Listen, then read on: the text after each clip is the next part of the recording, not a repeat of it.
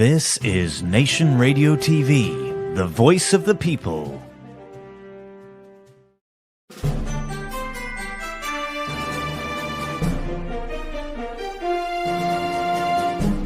Officers, sanction is for what? This is Nation To Radio. just the foolish. Absolutely foolish. Good. We're pressing the administration to really sanction the Gaddafi leaders, maybe even Gaddafi himself. I mean, we can't. Byanyuze mu yihe nzira se? Iya demokrasi se? Iyi ntambara se? The President of the United States is not a game player. This When he tells you that he's is going to do Nation something, when he Radio TV, tells you he's going the to voice address of a the problem, people. he means it. He actions it. And you call me for anything, right? Thank you.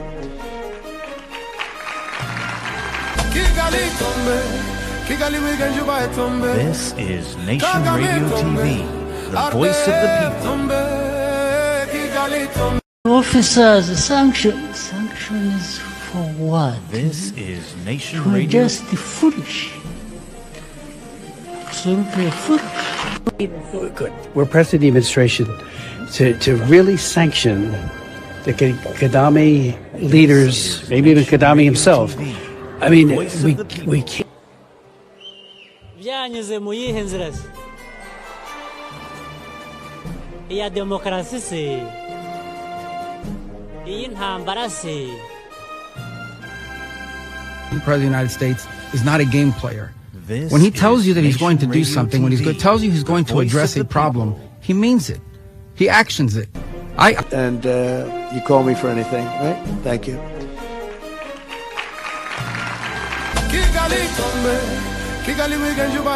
This is Nation Radio TV, the voice of the people. Officers, sanction is for what? This is Nation To Radio. just the foolish. Absolutely foolish. Good. We're pressing the administration to really sanction the Gaddafi leaders, maybe even Gaddafi himself. I mean, we can't. Byanyuze mu yihe nzira se? Iya demokrasi se? Iyi ntambara se? The President of the United States is not a game player. This When he is tells you that he's going to Nation do Radio something, when he TV, tells you he's going the to voice address of a the problem, people. he means it. He actions it. And you call me for anything, right? Thank you.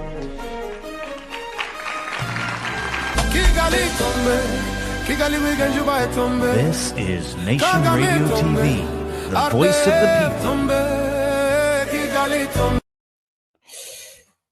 Nongeye kubasuhuza nshuti bakunzi ba Nation Radio TV, ijwi ry'abanyagihugu, ijwi ryanyu. Nkuko nebasezeranyije rero, uyu munsi turi kuwa kabiri itariki 10, turi mu mbabarire, uyu munsi turi kuwa gatatu, ntabwo ari kuwa kabiri nimba ntibeshye. None turi kuwa kabiri mu mbabarire, amasaha yanjye ntabwo ahuye n'ay'abantu benshi, twe twageze kuwa gatatu mu mbabarire. Uyu munsi turi kuwa kabiri itariki 10 ukwezi ko n'ukwa kabiri umwaka w'2026. Nkuko rero nari nabasezeranyije ku munsi w'ejo wo kuwa mbere tugiye gukurikirana umuhango ugiye kubera muri Congress ya Leta Zunze Ubumwe za Amerika, aho bagiye gukatira urwo gupfa Inkotanyi ndetse na Kagame. Nkuko kariya kaziki kaje kabibabwira. Abari kwibaza rero, mbonye muri commentaire hari umuntu wanditse ati ese biri live? Yego rwose biri live. Ninjiye kare rero kugira ngo mwari mwabibonye ko nari nababwiye ko ikiganiro kiri butangire ku isaha y'isa 3 zuzuye neza z'ijoro ya Kigali. Ntabwo ari ngitangira ikiganiro, ahubwo nakurikije amasaha yo muri Amerika, Washington DC. Ubu rero harabura amasaha makeya ngo saa 8 zuzure cyangwa se 2 PM zuzure kugira ngo wa muhango utangire. Ndakeka habura nk'iminota 15. Muri iyo minota 15 rero ninjiye kare kugira ngo nsuhuza abadukurikiye, hanyuma mbanyuriremo muri makeya amavu n'amavuko cyangwa se uko iriya ntambara yatangiye n'aho byageze kugira ngo tugere kuri uyu munsi aho bagiye gufatira ibihano Inkotanyi, kugira ngo kandi nanababwire uko biri buze kugenda, ikigiye gukurikiraho, ese ibi nibirangira ni iki kizakurikiraho, ese Kigali izahita batombe. Ibyo byose turaza kubiva imuzingo. Mbere yuko rero nkomeza, reka mbanze mubishe ka karirimbo natangije nabakoreye kugira ngo muri studio badukoreye kugira ngo katwereke nyine se byaciye mu yihe nzira ya demokarasi se. Sanction tukumve ni umunota umwe, ubundi ndagaruka mbasuhuza. Hanyuma mbere yuko batangira ndahita ntangira kuba ndabanza mbanyuriremo muri makeya uko aho iyi ntambara yaturutse cyangwa se amavu n'amavuko yayo. Nkuko mubibona rero umuhango ntabwo uratangira, usigaje iminota itageze kuri 14 ngo utangire. Reka rero ncunguze uburyo umwete, hanyuma tubanze twumva aka karirimbo, hanyuma turagaruka, cyangwa se aka kadocumentary k'umunota umwe ndagaruka mbasuhuza. Hanyuma nimara kubasuhuza ndabanyuriramo muri makeya uko bigiye kugenda nuko uyu muhango ugiye kuba umeze, ubundi ibindi President administration to really sanction.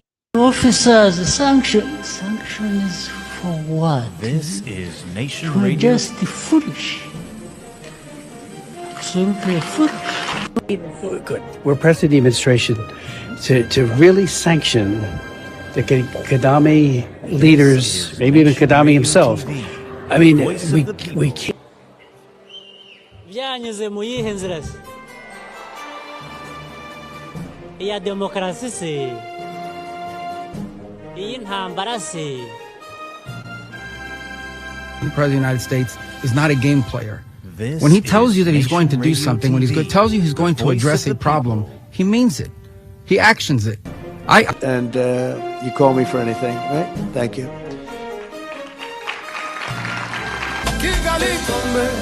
This is Nation Radio TV, the voice of the people.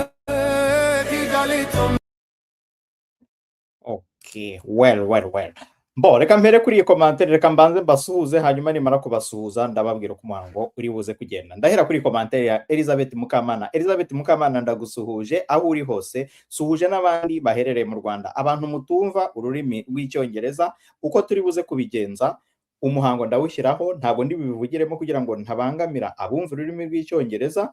Hanyuma umuhango nurangira ndaza kubabwira les points essentiels cyangwa se ingingo z'ingenzi muri make ibyo bavuze ku batumva ururimi rw'icyongereza. Hanyuma umuhango muri rusange ntabwo tuzi igihe uri bumare, ariko details zose tuzazigarukaho mu kiganiro cyacu cyo kuwa kane, mumbabarire. Ariko muri makeya ikiganiro nikirangira cyangwa se umuhango nurangira ndaza kubanyuriramo uko ibyo baraba bavuze, ariko ntabwo ndi buze gusemura ijambo kuri ndi mu gihe umuhango uraba uri kuba, kuko byaba bigoye cyane ndetse byatuma abamva ururimi rw'icyongereza batabasha gukurikira. Hanyuma ikindi ndaza kureba nimba, kuko abantu benshi mumbabarire, kereka baba muri Amerika cyangwa se bazi kuvuga icyongereza, aksa y'abanyamerika rimwe na rimwe nk'abantu bari muri Afurika hari igihe aksa y'abanyamerika ibagora. Ndaza kureba nimba nashyiraho subtitle ni ya magambo aba yanditse munsi, ku buryo wenda umuntu avuga ukabona n'ijambo avuze. Abajya mureba amafilime kuri Netflix murabibona ko abantu benshi bahigira n'ururimi. Abo nabo rero ntabwo nabibagiwe. Hanyuma rero muri makeya reka mbanze mbasuhuze.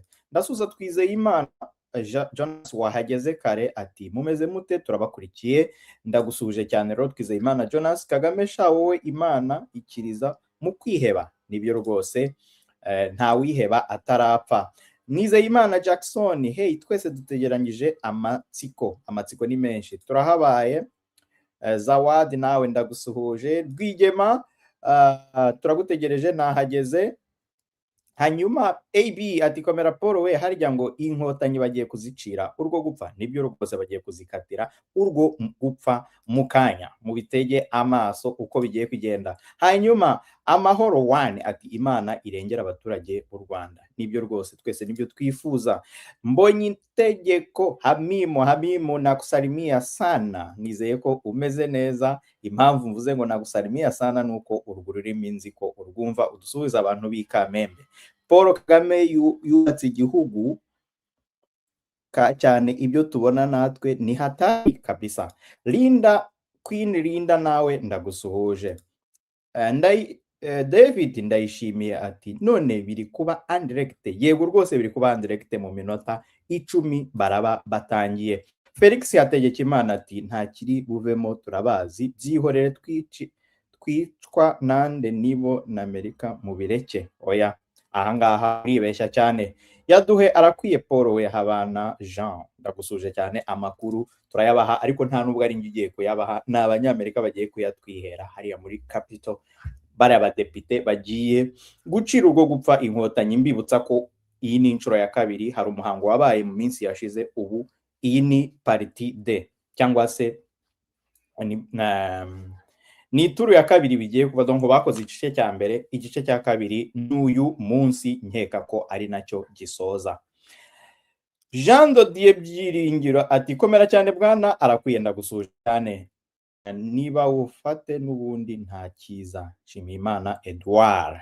Josephine uzamugira ati Hello Paul, tugire ikiganiro cyiza. Yego rwose. Gahongayire Emmanuel, Inkotanyi tuzahora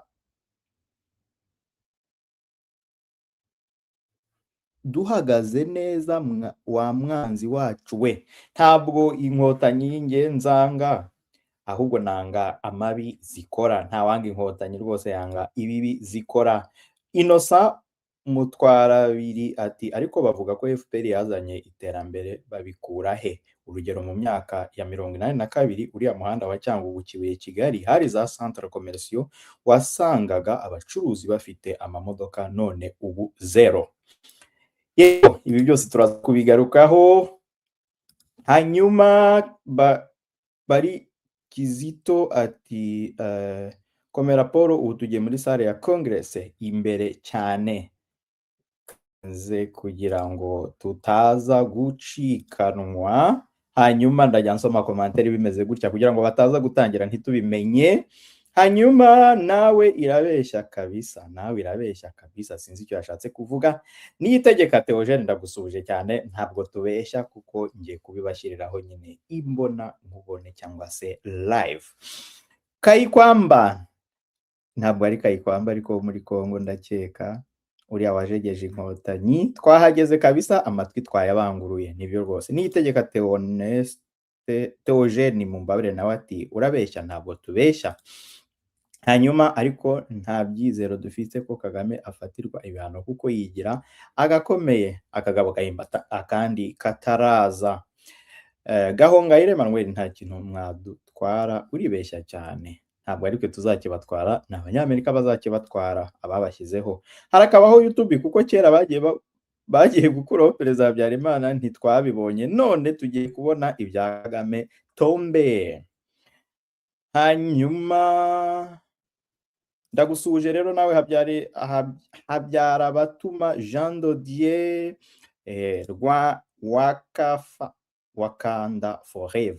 Wakanda Forever nawe ndagusuhuje. None biri kuba nonaha live. Yes, biri kuba live. Abantu rero ndasomye commentaire zanyu, muranyihanganira. Barimo ba Aderine Girukwishaka ndagusuhuje cyane. Cyurinyana Esperance Sibomana, Karangwa Jean Baptiste, nawe mukunzi wacu uri mu Mutara Celestin, nawe ndagusuhuje. Hanyuma rero muri makeya dore uko bigiye kugenda. Uyu muhango uraba uyobowe na Deputy Smith, Chris Smith niwe chairperson w'iyi komite igiye gukatira urwo gupfa Inkotanyi. Nkuko mubibona rero bigiye gutangira mu masegonda makeya rwose, mu minota 4 biraba bitangiye. Location ni 2200 HOB, Advancing Peace DRC and Rwanda through President Trump Washington Accord. Wango subject ari ibingibi bagiye kwigaho, hatagira ngo abagira ngo nababeshye. Witness cyangwa se abatangabuhamya baraba bahari ni the Honorable Tony Har, uyu witwa Tony Har, hakaza Ethan Tan nawe araba ahari, ndetse hakaza na Christian Jeron Nema, North Resident Scholar Africa Program, and bakongera hati not witness may be added. Ukuye haba batatu rero aba witness bashobora kwiyongeraho. Nkuko kari akavideo katangiye kabibabwira rero, uyu Chair Smith yavuze ko bagiye gupushinga kugira ngo Kagame bamufatire ibihano. Uyu muhango rero nurangira, abadepite baratanga raporo, nibamara gutanga raporo mwitegure ikigiye gukurikiraho. Reka mu gihe tugitegereje ko yinjira dusoma komenti zanyu, reka mbe nsoma komantere zanyu, hariya ntabwo biri buducike rwose, kugira ngo komantere ntasomye abantu bataza kuntera amabuye. Simon Nsabimana ati mwiriwe neza, nanjye nawe ndagusuhuje. Kazungu Eugene muri Nyanga, Banyarwanda kuko gusa igihe kizagera muzabibazwa, Inkotanyi zarokoye Rwanda n'Abanyarwanda tuzikunda byuzuye, tuzabibona rero igihe ziriya mpapuro nababwiye mu minsi mikeya zigiye gusohoka, niho tuzamenya nimba Inkotanyi zararokoye Abanyarwanda cyangwa arizo zabicishije. Hanyuma ariko mwe muba mwabuze ibyo muvuga, idiot. Imbwa rero yavugaga sinze izarizo, ariko hano ntabwo twabuze ibyo tuvuga rwose, urban flower, ahubwo tuje kwereka Abanyarwanda ukuri kw'ibiri kuba, kugira ngo bitazamera nk'uko muri 1994 byagenze, abantu bagahunga igihe bagahungira muri Kongo bagashirirayo. Ubu rero twaje hano kugira ngo dukangure Abanyarwanda batazongera kugwa mu ruzi barwita ikiziba, n'uzarugwamo byibura azabe yaburiwe. Mu baburirwa rero urban flower nawe urimo, ntabwo turi bicucu rero, kuko tuza hano kugira ngo tuguhumure. Ndakeka wumvishe. Nahisemo rero kuzajya nsoma komantere z'aba bantu z'intore, kuko ngiye ubabwira ibi ngibi. Nakuriye mu Rwanda, nize mu Rwanda amashuri yanjye abanza ndetse n'ayisumbuye. Bari abana bagenzi bacu b'Abanyarwanda, abavandimwe bacu, inshuti zacu, bahuye n'akaga gakomeye ko kwigishwa urwango na FPR.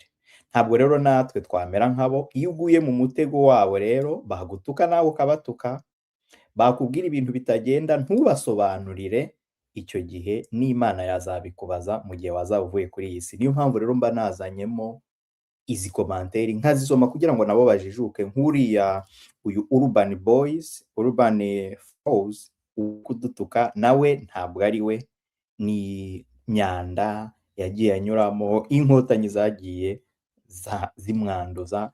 Twebwe rero icyo tubereyeho, iyo uhuye n'umuntu wanduye umuha amazi agakaraba kugira ngo ase neza, areke kugira kubangamira abandi. Ni icyo rero navuga. Gatete Rashidi, ikimbabaza nuko wikina. Gatete Rashidi nawe rero nawe mubona bwiraga nawe urimo. Uyu rero Gahongayire Emmanuel ati nabasetse maze twabatsinze nta bufasha nkanswe, ubu dufite byose murarota nabi, ubwo muriho muricinya icyara, ngaho nimuze mufate u Rwanda, umushonji arota arya. Ntabwo ari twe tuzafata u Rwanda, bashyizeho Inkotanyi nibo bazazikuraho. Gahongayire rero tegereza ukurikira ibigiye kubera mu nteko ishinga amategeko. Reka wenda bashyiriro kwa ka video kamwe kugira ngo abibone. Sanction is for what? This is Nation For Radio. just the foolish. Akangashyiriyeho intore kugira ngo Absolutely foolish. Good. We're pressing the administration to really sanction the Kagame leaders, maybe even Kagame himself. I mean, we ntabwo ari twebwe. byanyuze mu yihe Iki nzira ni igihe mwari mugifite ingufu, ariko ubu ngubu ntazo mufite. iya Hano demokarasi mwari se mugifite, ndabyemera. iyi ntambara se. The President of the United States is not a game player. This When he tells is you that he's going to Nation do Radio something, when he TV, tells you he's the going to voice address of a the problem, people. he means it. He actions it. And you call me for anything, right? Thank you.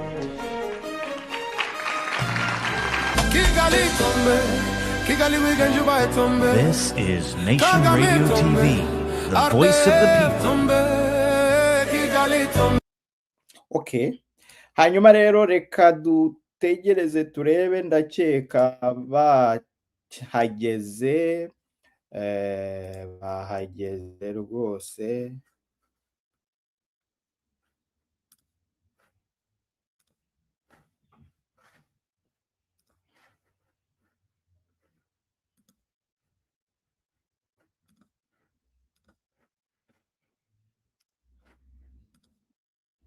Ntabwo barahagera, reka tube dutegereje turebe.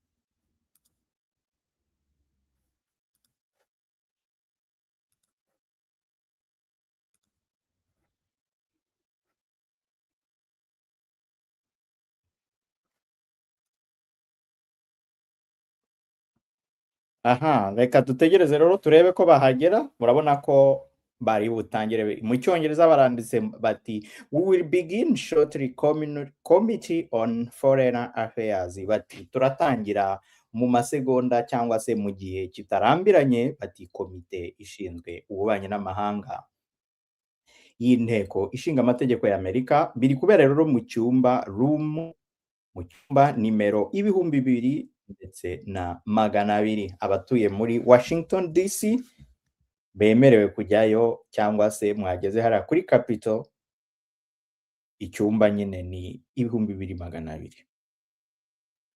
Hanyuma reka mbe nsoma komantere zanyu mu gihe dutegereje. Iz'intore ngiye kuzireka, reka nsome iz'abatari intore. Izo nasomye zirahagije. Cyurinyana ati nibabakanire urubakwiye. Mbibutsa ko abari kudukurikira, umuhango nutangira ntabwo nongera kubivugiramo, ariko komantere zanyu zo muzishyireho, ndajya nzishyiraho mu gihe umuhango uraba uri kuba. Hanyuma ubundi ndaza kubasesengurira cyangwa se kubasobanurira mu gihe umuhango uraba urangiye. Ndaza kubanyuriramo muri make ibyo bavuze. Hanyuma Josephine, ikiganiro kirarangira tumenye ibifashwe. Ntabwo mu kiganiro nibarangiza umuhango urebye ntabwo ndakeka baje. The hearing will come to order, and I want to thank our very distinguished witnesses for being here today to share very valuable insights on next steps, what we can do to support the peace process between the DRC and Rwanda. My own engagement, like that of my good friend and former colleague, Tony Hall, goes back many, many decades. Tony, as we all know, was a member of Congress. He chaired the Select Committee on Hunger, and also was our ambassador in Rome for food, and did an amazing job there. I remember visiting him there a couple of times when he was ambassador, and nobody was more robust and more aggressive in trying to ensure that people who were hungry got food to eat that was sufficient and strengthening to them. So, Tony, thank you for your work too. It's been decades of it, many decades, and we have traveled together many times to Africa. So it's great to see you again, and I thank you. I thank both of our witnesses, all three. We are focusing on obviously the peace agreement, the accords, the Washington Accords that were entered into in early December. And I was privileged to be with our chairman, Mast, in attendance as part of the audience to see that historic signing with great hope and expectations, and knowing that there might be a number of roadblocks ahead, and there have been, as we know so well, but it's a start. It is a very significant start. Bringing both parties to negotiate at the same table was historic in and of itself. First time in modern history where such progress has been made on this conflict. Many deals were agreed to, economic and security benefits that they will unleash for the DRC, for Rwanda, and the U.S.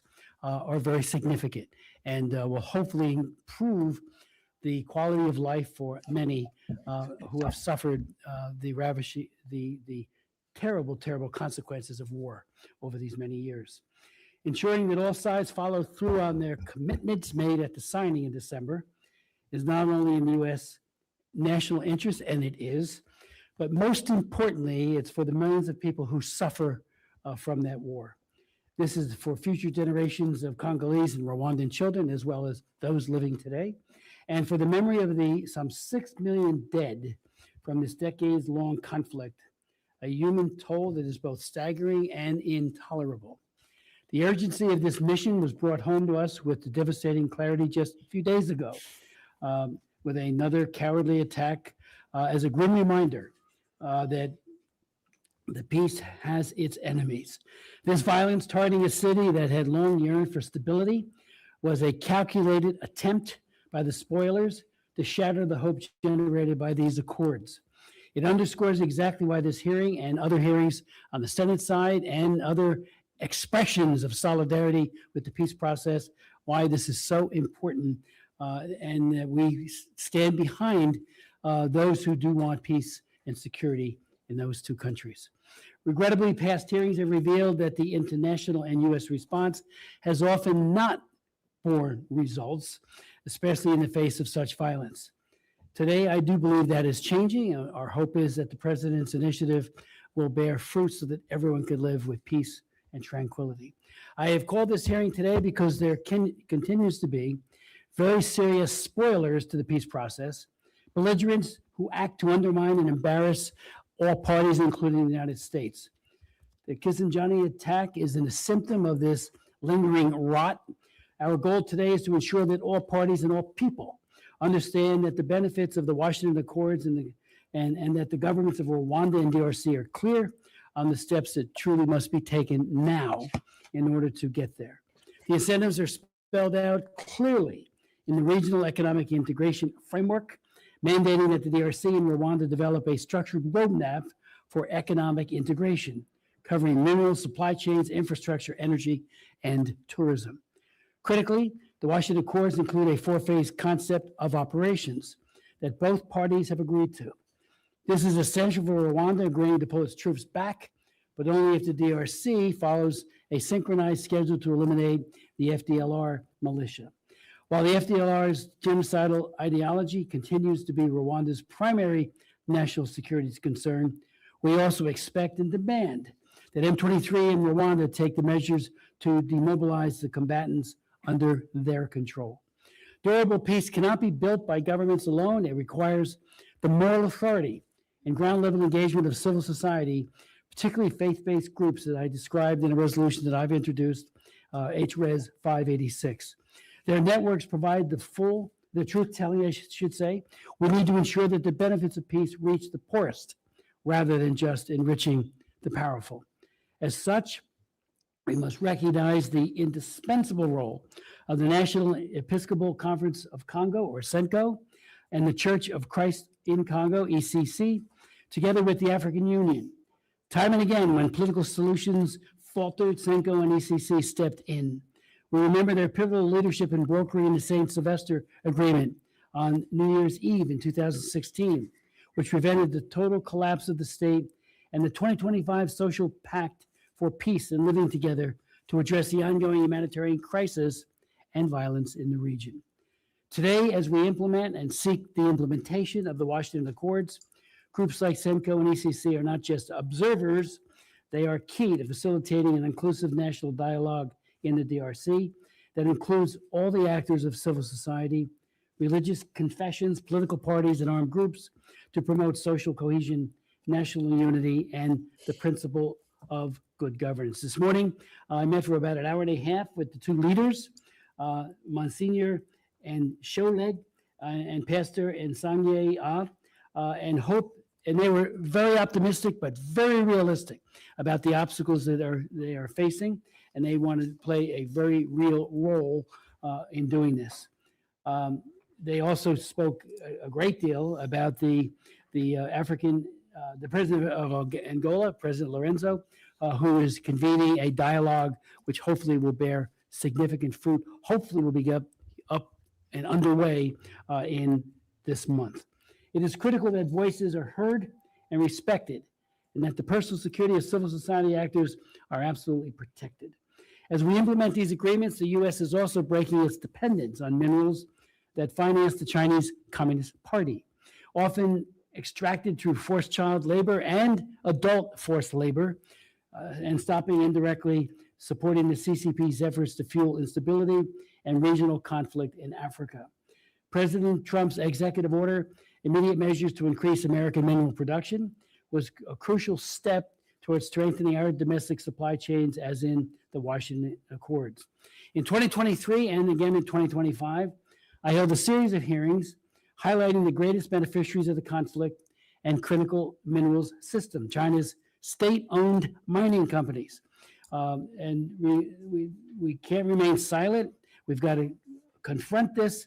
And I have introduced legislation, H.R. 2310, the Cobalt Supply Chain Act, which ensures that goods made using or containing cobalt refined in the PRC do not enter the United States market under the presumption that the cobalt is extracted or processed with the use of child and forced labor in the DRC. We had 4 hearings on it. We heard from people who said, this is what it's doing to the kids. Anywhere from 25 to 40,000 children who are working in these artisanal mines and also are getting sick. Sometimes the mine collapses, sometimes they die. And of course, the adults, are upwards of 200,000, are being coerced in these mines by the Chinese Communist Party to produce. And where does it all go? It goes to Xinjiang, a place where genocide is taking place under Xi Jinping. So that has to end, and it has to end now. Hopefully this agreement will preclude the need for such a bill. But if not, we've got to pass that legislation and end our complicity when you buy an EV that has been made with child labor in the DR Congo. I'd like to yield to Ms. Jacobs for any opening comment. Well, thank you, Chairman Smith, for holding this hearing so we can hear from a panel of non-government witnesses after hearing from the State Department last month. And thank you to all of our witnesses for testifying before our committee today. The Democratic Republic of the Congo is facing an unprecedented humanitarian crisis, with 7.3 million internally displaced persons and over 7,000 people killed in 2025 alone. More than 26 million people are experiencing life-threatening levels of acute food insecurity. It's one of the most complex and long-standing humanitarian crises in the world. While the latest escalation between DRC and Rwanda started in 2022, various forms of conflict in eastern DRC have been ongoing for the last 3 decades. And civilians have suffered the most under the current conflict, either being caught in the crossfire or being targeted by armed groups. Conflict-related sexual violence has reached epidemic levels in eastern DRC. Cases have continued to escalate this year, while impunity for its perpetrators, including the M23 and other armed groups and military forces, prevails. So I do appreciate President Trump's high-level attention to this conflict that is too often ignored and put on the back burner. And I hope that that attention is sustained and not fleeting. But frankly, I have been offended by the president's statements that he has already ended the war between the DRC and Rwanda. We can all see that there is, in fact, no peace or stability on the ground at all. I've also been extremely concerned that the lack of consultation and inclusion of civil society and local communities is setting up the peace process to fail before it even gets off the ground. Only 5 days after the signing of the Washington Accords between President Tshisekedi and President Kagame, hosted by President Trump, the M23, co-located with the Rwandan military along the front lines, took over the strategic city of Uvira in South Kivu. And while M23 has partially retreated from Uvira, we still have not seen the full retreat to 75 kilometers outside of Uvira back to Kamanyola as the United States called for in December. This is all on top of nearly a year of M23's occupation of Goma and Bukavu, 2 other extremely important cities in the Kivus, where civilians have faced atrocities, executions, and other abuses. And let me be clear, both parties have made commitments that they have failed to maintain. Rwanda clearly continues to support the M23 and deploy its own forces, the latest numbers ranging from 5,000 to 7,000 troops in eastern Congo, not including the latest Uvira offensive in violation of the DRC sovereignty. And the DRC military, for its part, has reportedly continued collaboration with the Democratic Forces for the Liberation of Rwanda, a militia founded by the leaders of the 1994 Rwanda genocide in contravention of the Accords. And despite Secretary Rubio and Ambassador Waltz's promises 2 months ago that they would use all the tools at our disposal to hold Rwanda accountable and, quote, ensure promises made by Rwanda to the president are kept, the administration has still not announced any new sanctions or accountability measures against Rwanda or the M23. Just as I did last month during our hearing with the State Department, I urge the Trump administration to immediately make good on its promises to hold Rwanda and other spoilers to peace accountable. I also urge the administration to course correct its exclusion of civil society from the peace process. Several studies have shown over the years that peace deals are more durable and lasting when civil society is involved, including a study that showed involving civil society reduces the risk of peace breaking down by 64%. So we need the buy-in of local populations to ensure peace actually sticks. We also need to consult local populations on the various commercial deals in progress with the government of DRC to ensure that investments actually benefit the Congolese people, not just foreign companies and elites. And I continue to be alarmed by the devastating impacts of foreign assistance cuts in the DRC, and I urge the Trump administration to reverse these cuts and invest in new programs immediately. Earlier this year, Secretary Rubio and Doge cut hundreds of millions of dollars in assistance to the DRC as part of President Trump's sham foreign assistance review and illegal dismantling of USAID. Since the cuts to USAID, more than 8,200 people living in the DRC with HIV have lost access to life-saving treatment. Last year, there was a 62% increase in deaths due to cholera. And while there has been a surge in conflict-related sexual violence in Eastern Congo, foreign assistance cuts have reduced the services available to survivors, including post-rape kits. And just in November, the World Food Program was forced to cut the number of people it assisted in DRC in half, from 1 million to 600,000 people. These cuts didn't make sense then, and they certainly don't make sense now, while the president talks about the need for peace and saving lives in DRC. This isn't charity. The humanitarian crisis, weak governance, and exploitation taking place will continue to further exacerbate grievances and conflict if not addressed. I would like the president's peace agenda to be successful, but it's hard to believe it will be after he gutted our foreign policy tools and neglected to dedicate the necessary senior staff and resources to make peace not just possible, but enduring. Meanwhile, the Congolese have not seen peace, only escalation over the past year, and they don't have time to wait. We need immediate action to hold the M23 and Rwanda accountable for their occupation in DRC and latest offensive in Uvira. We need immediate action to get the peace process back on track so that both the DRC and Rwanda uphold the commitments they have made, and we need the administration to invest in its own institutions and tools so that this process is successful. The Congolese people have endured violence, exploitation, and promises of peace for long enough. I strongly urge the United States, along with the rest of the international community, to recommit to this peace process and demonstrate seriousness about holding spoilers to peace accountable.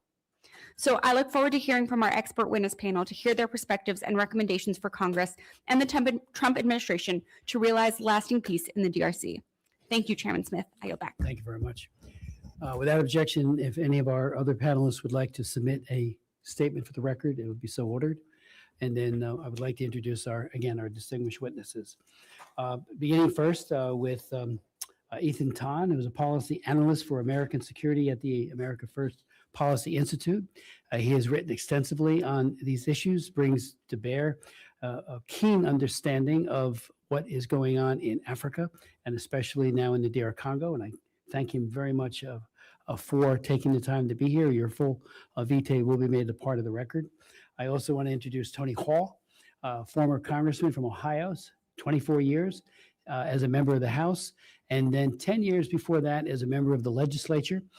He is known and respected deeply for his work that he led so ably on here in the Congress and the House and Senate on hunger. He became our ambassador on hunger and served out of Rome for 3 years.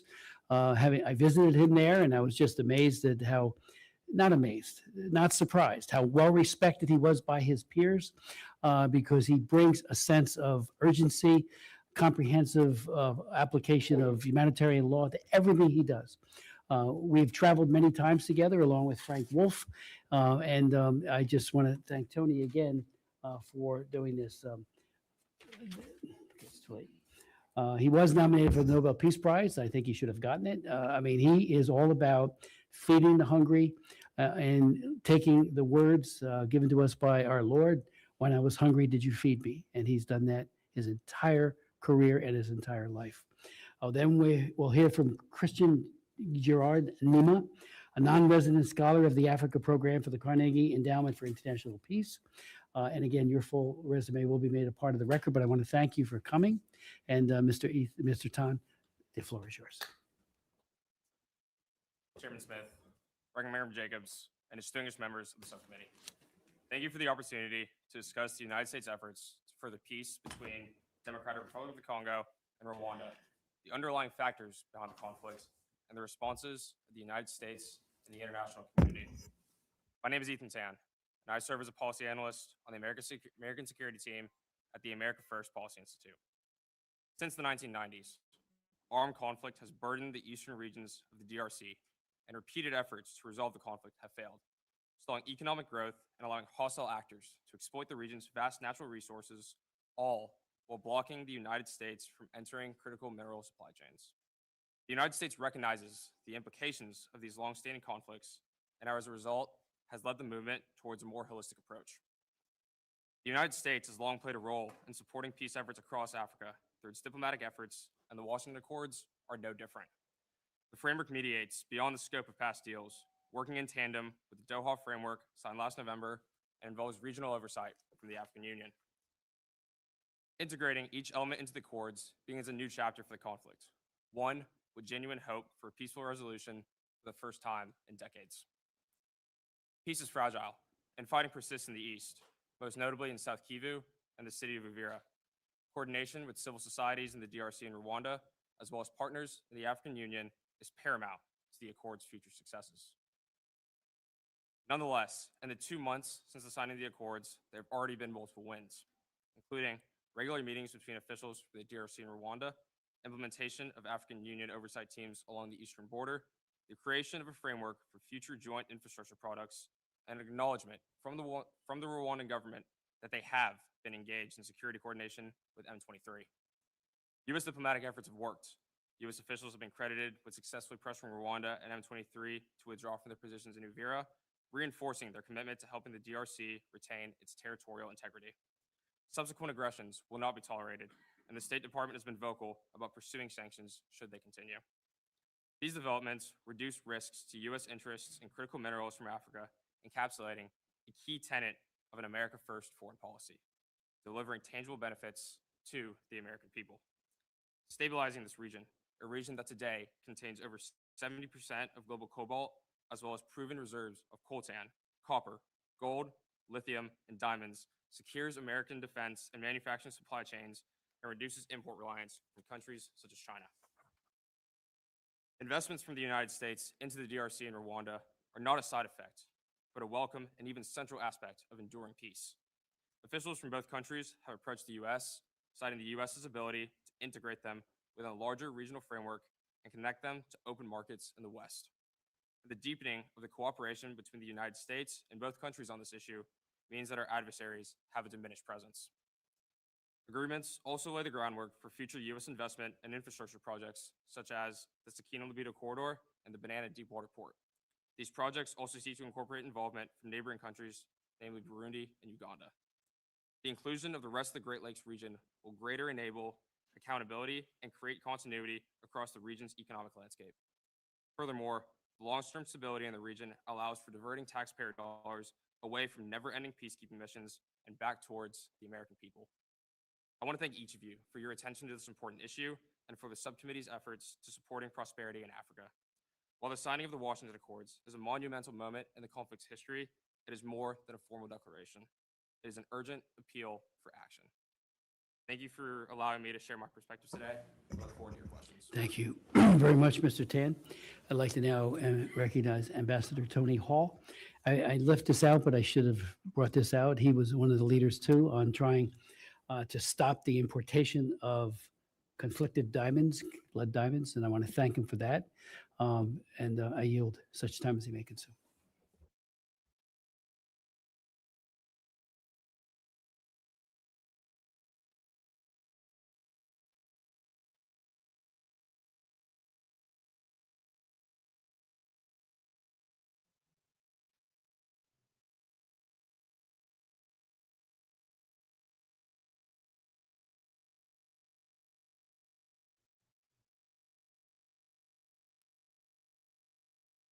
Is it on?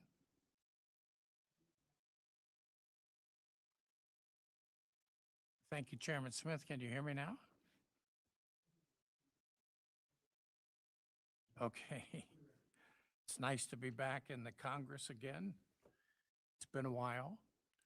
And I remember in 1983, and as I look around the room, a lot of you weren't even born then. And in 1983, I had a good friend that used to come into my office, and he would pray with me, and kind of a new believer, and he would say, "Tony, don't you think it's time to bring your faith into politics?" And I said, "No, I don't want to do that." I said, because I don't like politicians that wear it on their sleeve, and then the next day they do something that's completely the opposite of it. I'd rather see a sermon than hear one. But I said, I know what you mean. I know what you mean, but I don't know how to do that. How do I bring my faith into my politics and do it in a way in which I'm comfortable? And I had just become the chairman of the committee, the subcommittee on international hunger, and the first place I went to was Ethiopia. And Ethiopia was experiencing an amazing famine in those days, civil war famine. And it was a tremendous problem. 1 million people had died even before I got there. I was the first, I think, elected official to go to Ethiopia in those days. I saw 25 children die one morning from hunger. I was traveling with Mother Teresa's group, and we were traveling up country, and 10,000 people were running for their lives in this particular area. And they were so tired from running because of the Civil War that they all laid down, and some had been running for days, weeks. They were all dehydrated, sick, hungry. And the women were handing me their dead children. They thought maybe I was a doctor or something. They wanted me to try to bring their dead children back to life. I thought, what in the heck is going on here? Never got over that. And so for 3 or 4 days, this is what I saw. I saw a lot of death. And I thought, you know what? We do a lot of things in the Congress. And sometimes a lot of things we do are not worth much. But I said, you know, this is what I'm going to do. I'm going to go back to the Congress. I'm going to travel. I'm going to try to legislate, try to pass some legislation and help. And so this is what I've been doing since 1983. I've traveled to 130 nations and have been involved with human rights and hunger, those kind of programs. And I love it because I feel like I am at least trying to show a sermon rather than speak a sermon. Today, I want to talk mostly about the children in the DRC.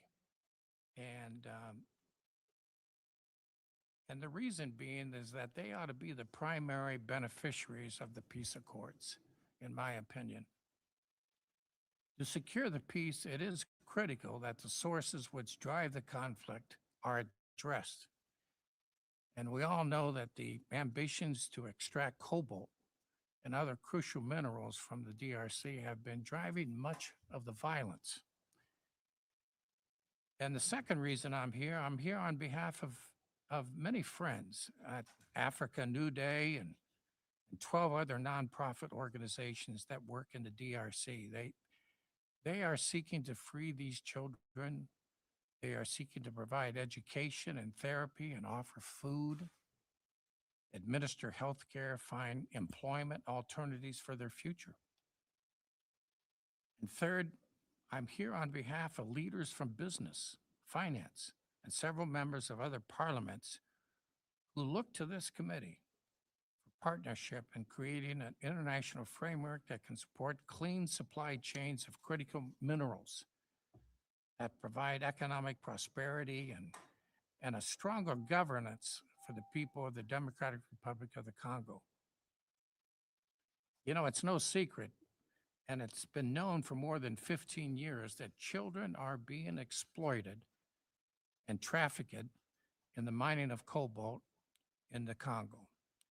And hundreds of investigative journalists have documented the problem in print and electronic media. Dozens of reports have been written by the UN, Amnesty International, U.S. and international universities. They all detailed the links between the corrupt mining practices, the commingling of raw materials, the processing of all far away from any transparent system for accountability. And we believe that at least 40,000 children, and possibly up to 200,000 children under the age of 12 are working in the mining sector of DRC, earning less than $2 a day. Well over a decade of well-documented exploitation.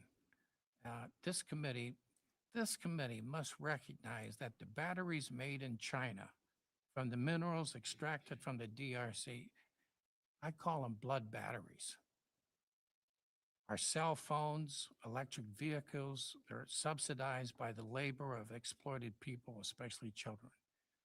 And we must recognize there is a tremendous cost to human life in order for us to get cheap mobile phones.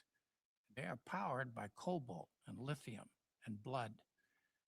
These kids, you know, they're working 7 days a week. They're working 12 hours a day. And they're working in conditions that are, I've even heard that some of them are even 3 years old. A lot of them 6, 7, and 8 years old. They work without shoes. There are no safety conditions, and terrible conditions. 30 years ago, Mr. Chairman, you and I, we used to travel together and go to different countries, and I remember that in Sierra Leone, we came face to face with conflict diamonds, what we called them blood diamonds. And they were what they were doing to children in Sierra Leone and Angola and even in the Congo. But I remember in Sierra Leone, Frank Wolf and I, former Congressman Frank Wolf and I, we traveled to Sierra Leone. We went to this refugee camp, and all the children in the refugee camp had something missing. You know, their hand was cut off, their arm was cut off, their ear was cut off, their nose was cut off. I said, what is this? I've never seen anything like this. You know, it was because of blood diamonds. And these terrorist groups would come into these different places similar to what's going on in the Congo.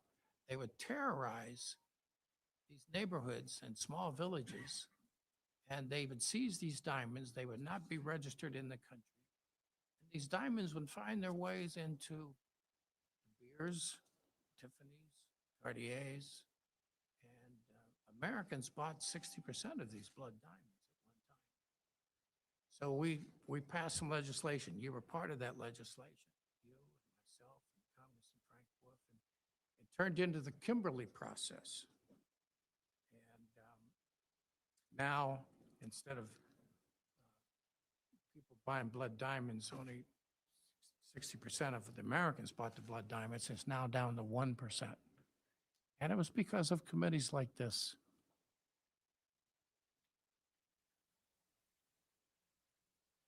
So eventually, this led to the Kimberley process, which has brought greater transparency to the supply chain.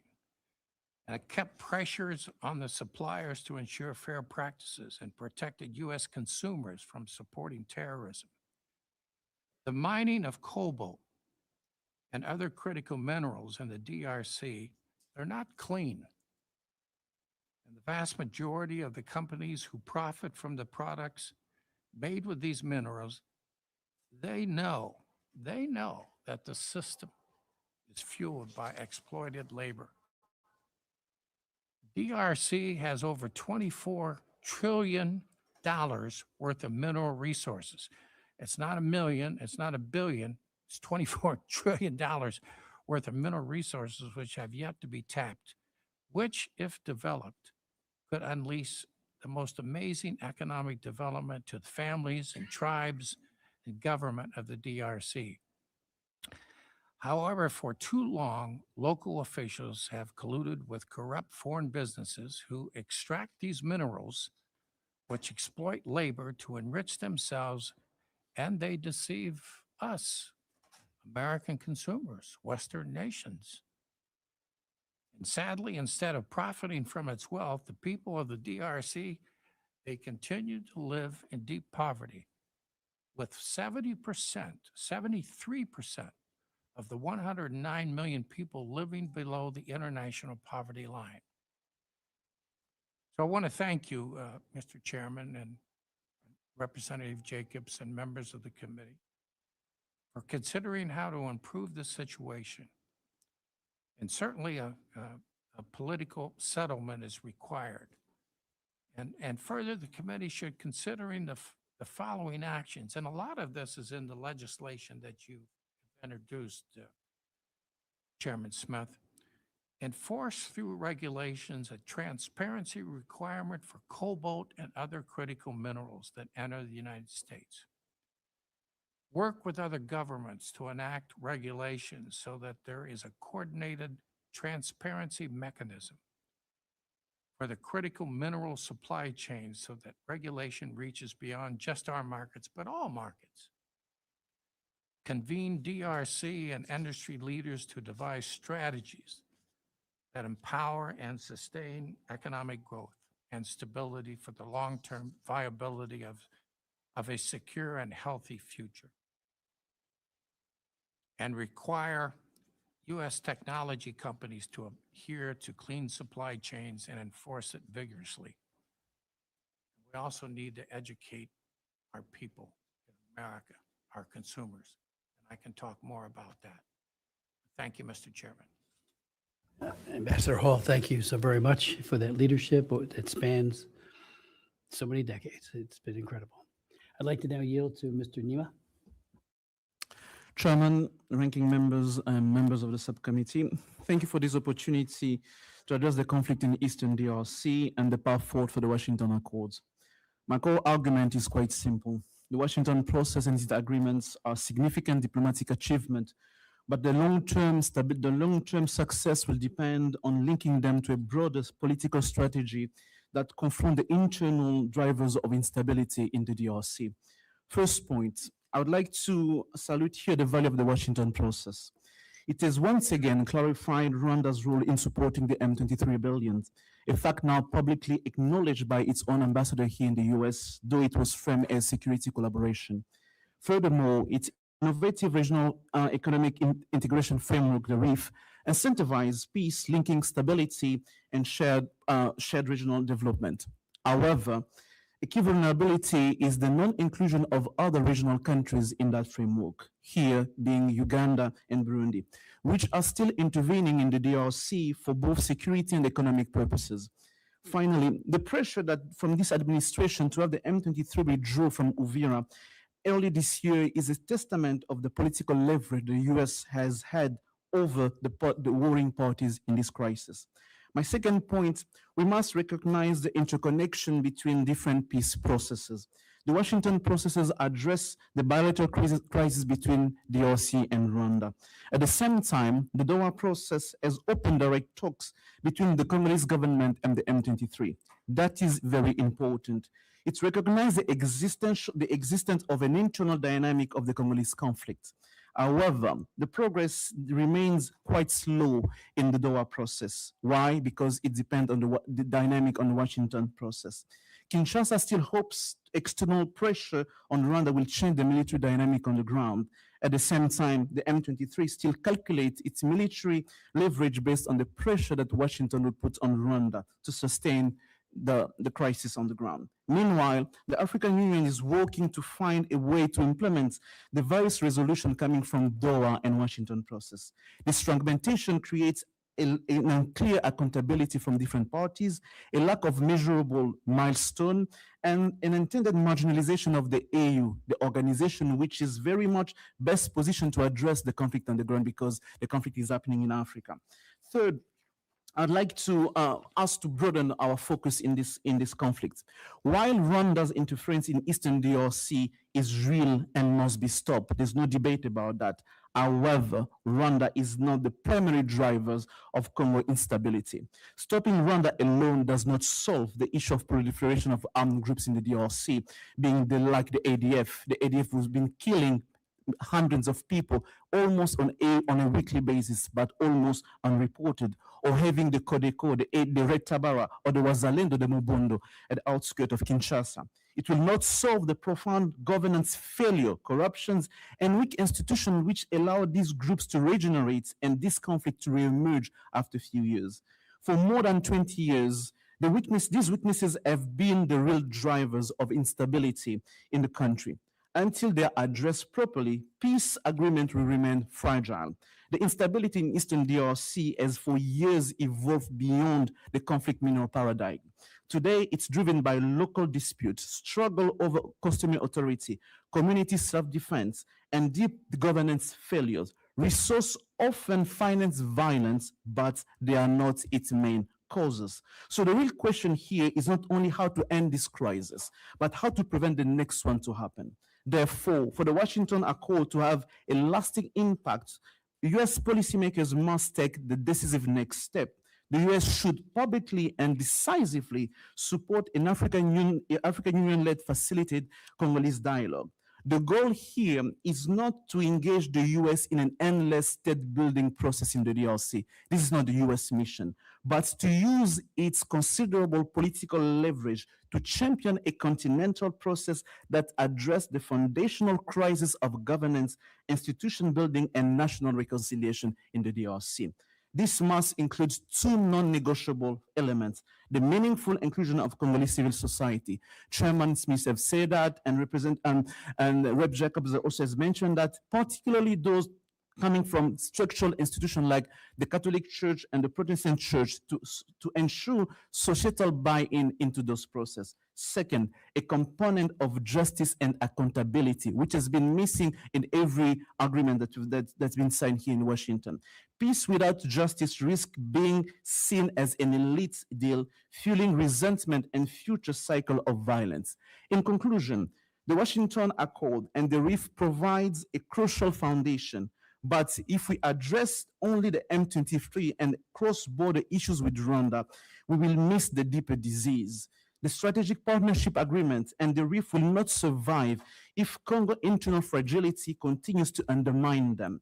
Partnership must be anchored in institutional and accountability, not in personalities or short-term politics. Finally, lasting stability requires rebuilding the Congolese state itself. By anchoring the Washington process within a supported AU-led comprehensive strategy, the US can ensure its own long-term interest, bolster strategic partnership with the DRC, and help achieve a peace that is both just and durable. Thank you. Thank you very, very much. I have, just to begin the questioning, Ambassador Hall, on the cobalt issue, the hope is that if this agreement were to truly bear the fruit that we all hope and pray that it will, the need to pass legislation like mine, which I've been pushing now for several years, becomes moot. You know, if the cobalt stays in and the other minerals, coltan and all the others, inside of DR Congo or are processed by a nearby friendly country that is not a human rights abuser like the Chinese nation, then we will have achieved much. And my hope is, and I said this to President Tshisekedi when he met with a number of us last week, that we want the wealth to stay inside of DR Congo so that the people will benefit first and foremost. And that means the children, that means the families. I mean, the wealth is so extraordinary. And unfortunately, the people who want to steal it by force and by deception are ever present. So the hope is that will happen. My bill would provide a rebuttable presumption that anything coming from China, cobalt, is inadmissible to the U.S. We know that the EV fleet that the Chinese is producing, which is now growing in numbers every single day, for instance, in the EU, is a huge moneymaker for Xi Jinping. So he wants that cobalt in the worst way. President Tshisekedi made it clear that he's trying to get a better deal. But I do believe that so long as China, which has no such thing as a Foreign Corrupt Practices Act like we do, is you can count on them engaging in this in a very corrupt and misleading way. And the fact of the matter is that the people of Congo are suffering because of it. So I hope we can get our bill passed. I hope that the accord eclipses the reason to do it. But you're right. And we need, and you might want to speak to this, just as you did with the blood diamonds, make American consumers especially aware that when you buy a diamond, know what its source is.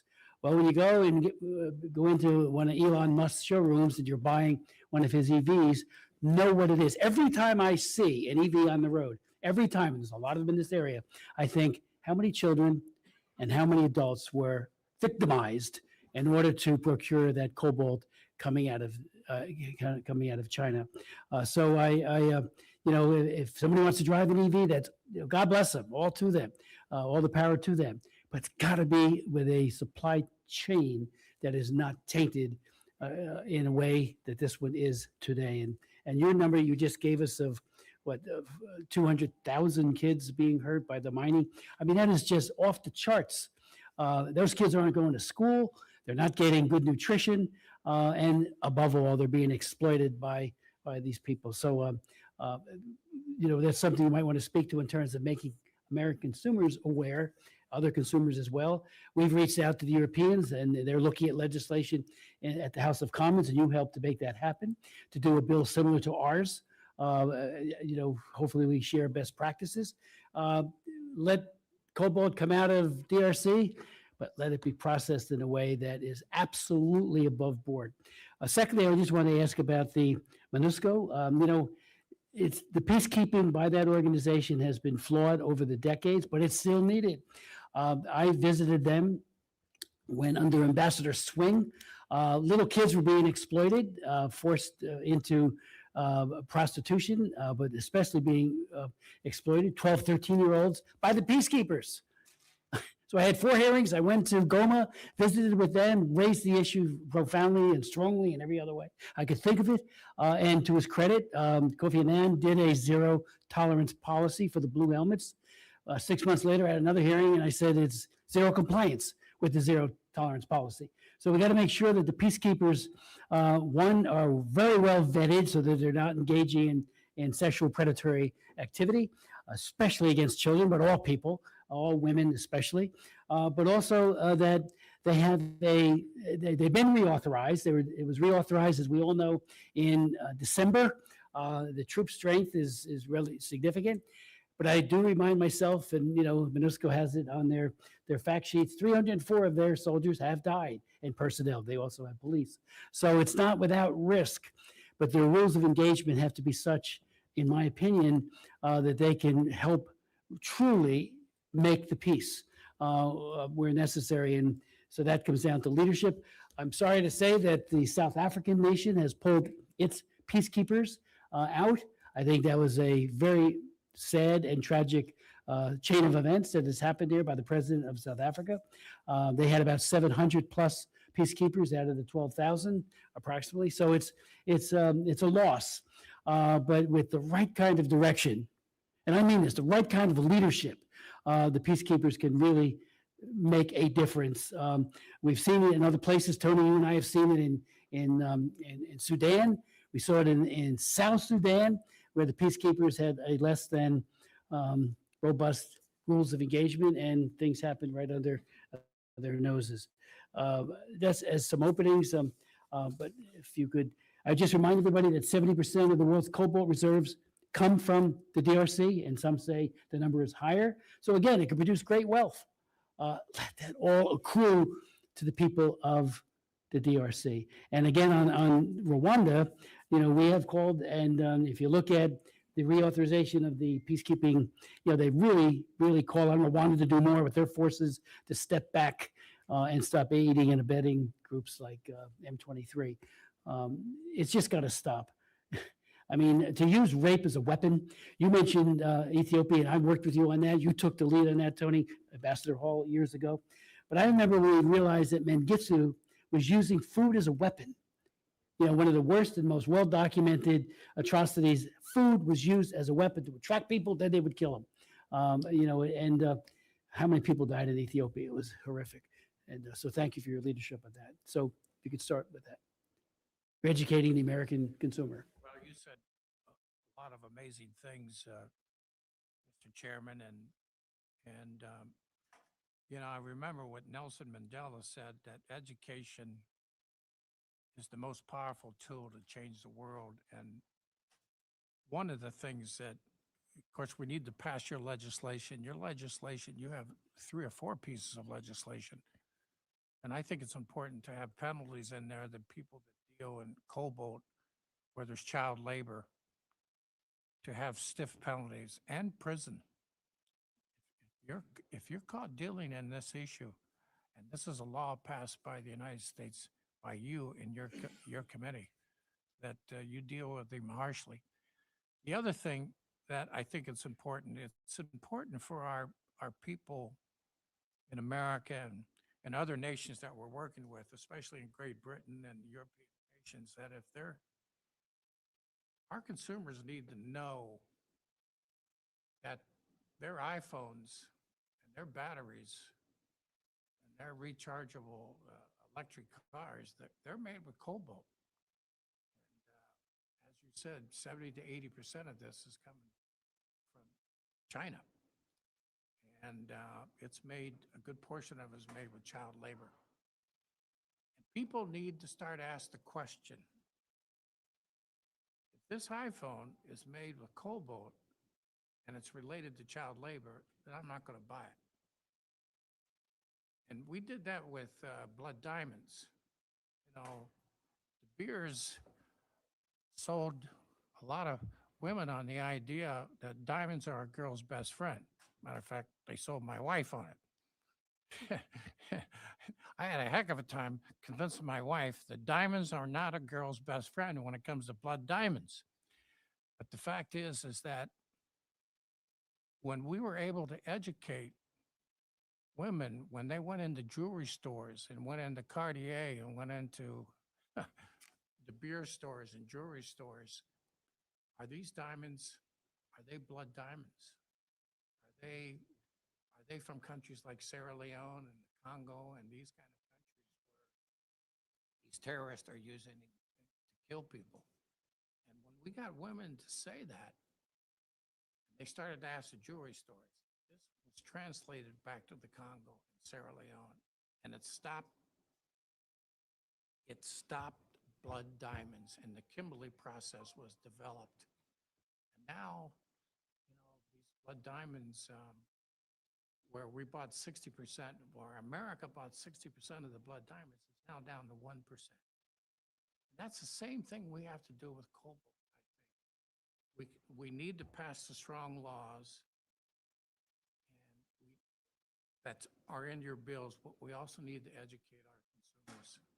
And they need to ask the question, if this iPhone, this battery is made with cobalt, and a good portion of it it's developed and made through child labor, then I'm not going to buy it. And you know what? That'll stop it in a minute. But it took us 5 years to pass that blood diamond bill, because it took a long time to educate consumers. And I think that's what we're going to have to do eventually.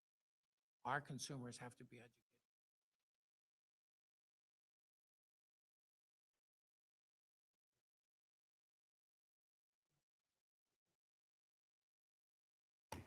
Thank you, and thank you all again. So, I think it's clear we have a long way to go before peace is actually realized in Eastern Congo, and neither DRC nor Rwanda has upheld its commitments that they agreed to. And, as I said, we are still waiting on tough actions promised by the Trump administration 2 months ago. So, Mr. Nima, what is your assessment of the U.S.-led peace process so far, and what do you see as the strengths and weaknesses of the current peace processes? Thank you. As I said earlier in my statement, the peace process has created a framework for accountability for all the parties involved in this process so far. So far, it's also established responsibility of Rwanda in that process, which they've acknowledged. But the peace process is missing in a sense where it's not connected to a broader issue of peace and stability in the country. And I think it's very important for that peace to succeed is to be focused on the internal issue of the DRC beyond the simple fact of geopolitical tension and geopolitical framework. And I do believe that the geopolitical framework of the peace process may undermine the incentive for different stakeholders on how they approach the United States and the incentive to engage in various different processes that leads to peace and stability in the DRC. So I do believe that it's very important to reframe the peace process and to put it in broader context with a goal of peace and stability in the DRC and try to move away from the geopolitical framing of the whole process. Thank you. And if you had some specific recommendations for the administration on how to get the process back on track, not just to get the process back on track, but to achieve that enduring peace and stability in DRC, what would they be? My few recommendations I've made in my written statement would be, first of all, to include civil society. Both of you have agreed on that process because they are the key elements to societal buy-in in that process, because without them, we do have a very fragile peace process. But the other one, and as I said in my oral statement, is the need of a Congolese political dialogue. That is a must that we have to address, because we cannot look into that crisis from an external point of view and believing that external actors are the key element in that crisis. The key element in this crisis are internal to the DRC. If they're not addressed, the next 3 years, we're going to find ourselves here having to address why Uganda is still feeling armed deals in the Eastern DRC, why Burundi, a change of leadership has led Burundi to become the enemy of the DRC. And if we do not address those empirical issues, the fundamental issues on the problem, we won't be able to address the issue. So I think that the US administration supporting publicly and openly an African Union-led, because it's what's already on the way for those Congolese dialogue, would be important. Given the leverage the United States has over Kinshasa today, that's going to be a strong signal for having Kinshasa to agree in those processes. Thank you. And Mr. Tannen, Ambassador Hall, the president has promised swift punitive actions on the spoilers to peace, including Rwanda.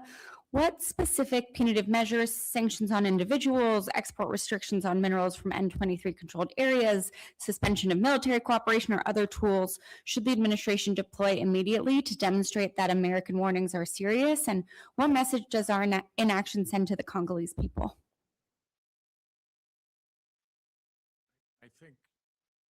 I think one of the problems with the Washington Accords that I see, and the part that especially the parts that I've read, it doesn't say anything about child labor.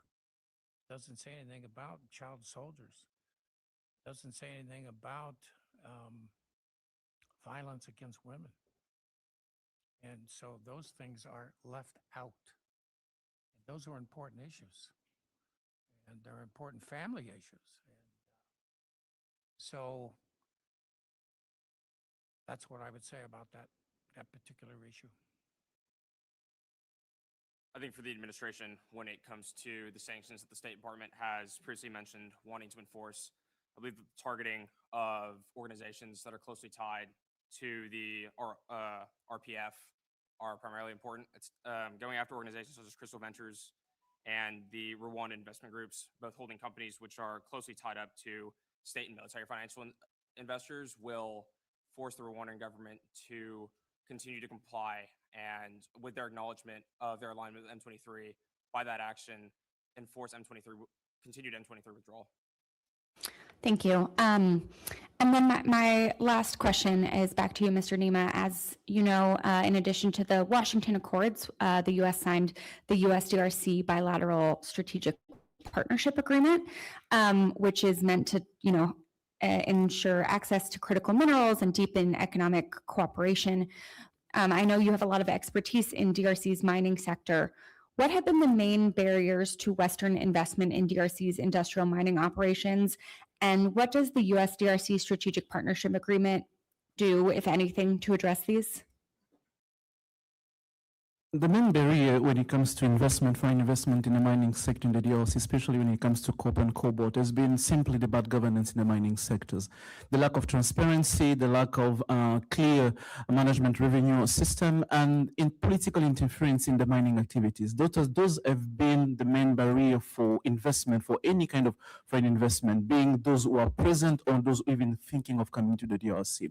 And the Washington Agreement, when it comes to bilateral agreement with the DRC, of course, it's offers an opportunity for diversification for the DRC. But at the same time, it creates a particular cases for US investment. As much as I understand the need for the United States to protect its investment in the DRC, I also do believe that it's important that the need to have a clear good governance in the mining sector applies to all, not only to US companies, because the framework provision provides strong statement to protect US investment in the DRC. But I think those provisions should be applying to the whole mining sectors in a way that at the end, the mining sector for the DRC is open for business for all countries, not only specific countries. Thank you. I will back. Thank you very much. Mr. Olszewski. Thank you, Chairman Smith, and to Ranking Member Jacobs for holding this very important hearing. We know that across the DRC, thousands of children are being exploited, whether it's the child labor that's been covered extensively already in this hearing, or being used as armed fighters, pushed into dangerous work in mines and pushed into the military field. We've heard harrowing stories of boys abducted by armed groups, being dragged by from their villages, marched into the forest, put through weapons training, forced to participate in massacres, acting as human shields. And while the U.S. and the DRC have deepened cooperation through the Washington Accords and the Strategic Partnership Agreement, these frameworks include little to no enforceable guardrails on labor rights and child protection. So I wanted to add this extra layer in addition to the child safety abuses in the mines that we've discussed. For example, the Child Soldiers Prevention Act, which I want to thank Chairman Smith for his continued leadership on, requires the U.S. to identify countries whose governments force or associated armed groups use child soldiers. It's now more than 6 months past the June 30th statutory deadline, and that list remains unpublished. So the State Department needs to do so, and to do so without any further delay. I want to ask first about these child soldiers to you, Ambassador Hall and Mr. Nima, and then I have a question, if it's okay, Mr. Chairman, my time is still okay, about children being used as weapons of war through violence. But the first question is, how can the U.S. best support efforts to prevent child recruitment and expand opportunities for affected children to reintegrate back into their communities around this issue of child soldiers, and what type of U.S. assistance programs have been most effective, and why is it in our interest to support them? Boy, I tell you, that's a tough issue. Last time I was in the Congo, I met with child soldiers, and I met with several different groups of child soldiers. They were in a particular refugee camp and run by a faith-based group. And the thing that I remember with child soldiers was that, wow, there were about 150 of them, and as I spoke to them and listened to them and asked questions of them, and they asked questions of me, their eyes were dead. I mean, it was like they had been stunned and tortured and used, and And I had asked the faith-based group there how hard it is to bring these kids back who have been part of killing and torturing, and how their lives have been changed. And this is one of the great tragedies of the Congo, the tremendous number of child soldiers. And it's a tough issue to work with these kids, and to see a gleam of sunshine so hard. And after even 2 or 3 hours of just being with them and listening to them, I mean, just so hard to see sunshine. It's a tough issue. These are tough kids. They've been absolutely crucified. But there are lots of wonderful nonprofit groups and faith groups in the Congo that are working with them. There have been some successes, but it's a tough road, very difficult. Certainly welcome the chance to get more details on some of those organizations. Perhaps we can find ways to support them further in that work. Anything we can do to support those organizations is what I would recommend, because that is a tough ministry. Yeah. And just one more issue, children being used as weapons of war through violence. UNICEF has estimates that children made up between 35 and 45% of the nearly 10,000 cases of rape and sexual violence reported to protection actors in just January and February. If you extrapolate that out, that means during the most intense phases of last year's conflict in the Eastern DRC, a child was raped every half an hour. So that's not one-off. That is a systemic crisis. It's a weapon of war. It's a deliberate tactic of error. And so in addition to these child soldiers, I guess I'm curious, just to close my time, Mr. Chairman, if there are concrete steps that we can take in both of these instances to press for accountability for these conversion of children into child soldiers, for these systemic acts of sexual violence against children. How do we ensure those perpetrators can face consequences? And we can open it up to anyone who wants to answer there. Well, you've got legislation before you, and you've got wonderful civil society organizations that are working there.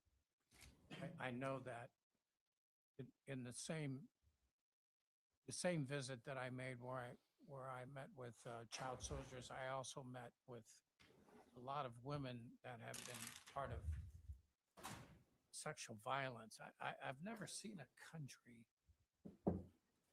that had so many women that were sexually violated as I was, and I've been to 130 nations. I've never seen a country that had so much sexual violence in my life other than in the Congo. And there are amazing groups there that are working. And, with this Washington Accords peace agreement, we ought to really be pushing for more accountability and more understanding of what's going on in the Congo, not just for the minerals, but for the people themselves, and really pushing and supporting the civil groups and the faith-based groups that are just absolutely wonderful. Safe to say we have our work cut out for us still. With that, I'll yield back. Thank you, Mr. Chairman. Chair recognizes Ms. Cherfilis McCormick. Thank you, Mr. Chair, and thank you to all of our witnesses here today. It seems like the common thread that we all want to ask questions about are the abuses to the children and also sexual violence against women. Now, my question is for Mr. Tan. When they were putting together the Washington Accords, why was it silent, or was it actually silent when it came to the violence against women and also children?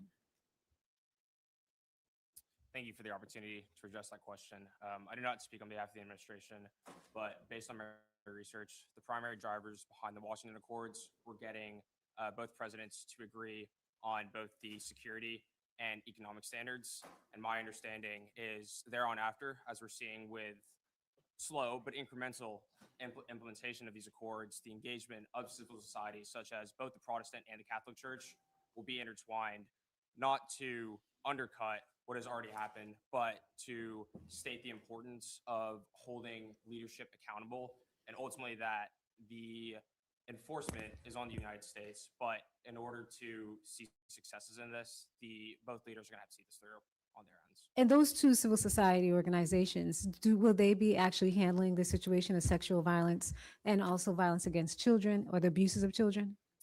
Based on our research, I would hope to see that these organizations would be intertwined with international organizations, as Ambassador Hall mentioned, such as UNICEF, who are working on the ground and have close collaboration with the U.S. government. My question is for Mr. Nima. You mentioned civil societies being integrated for us to have success. Which ones would you prioritize? Because there's so many different civil society groups.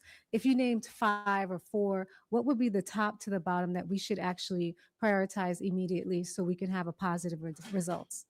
The reality is today, civil society in the DRC is a very complex unit. It's going to be quite difficult to pinpoint, because if you start to pinpoint on them, some would say, why are you excluding the others? And some may even threaten the process because they're not included. If we're not going to mention specific organizations, well, how would you classify it? Because as I mentioned, with the abuses we're seeing on children and women are astonishing. Yes. And our priority is to deal with that. But I want to know from your perspective, what is the priority? Because we may have one belief, and I want to know from you, actually, what would they be?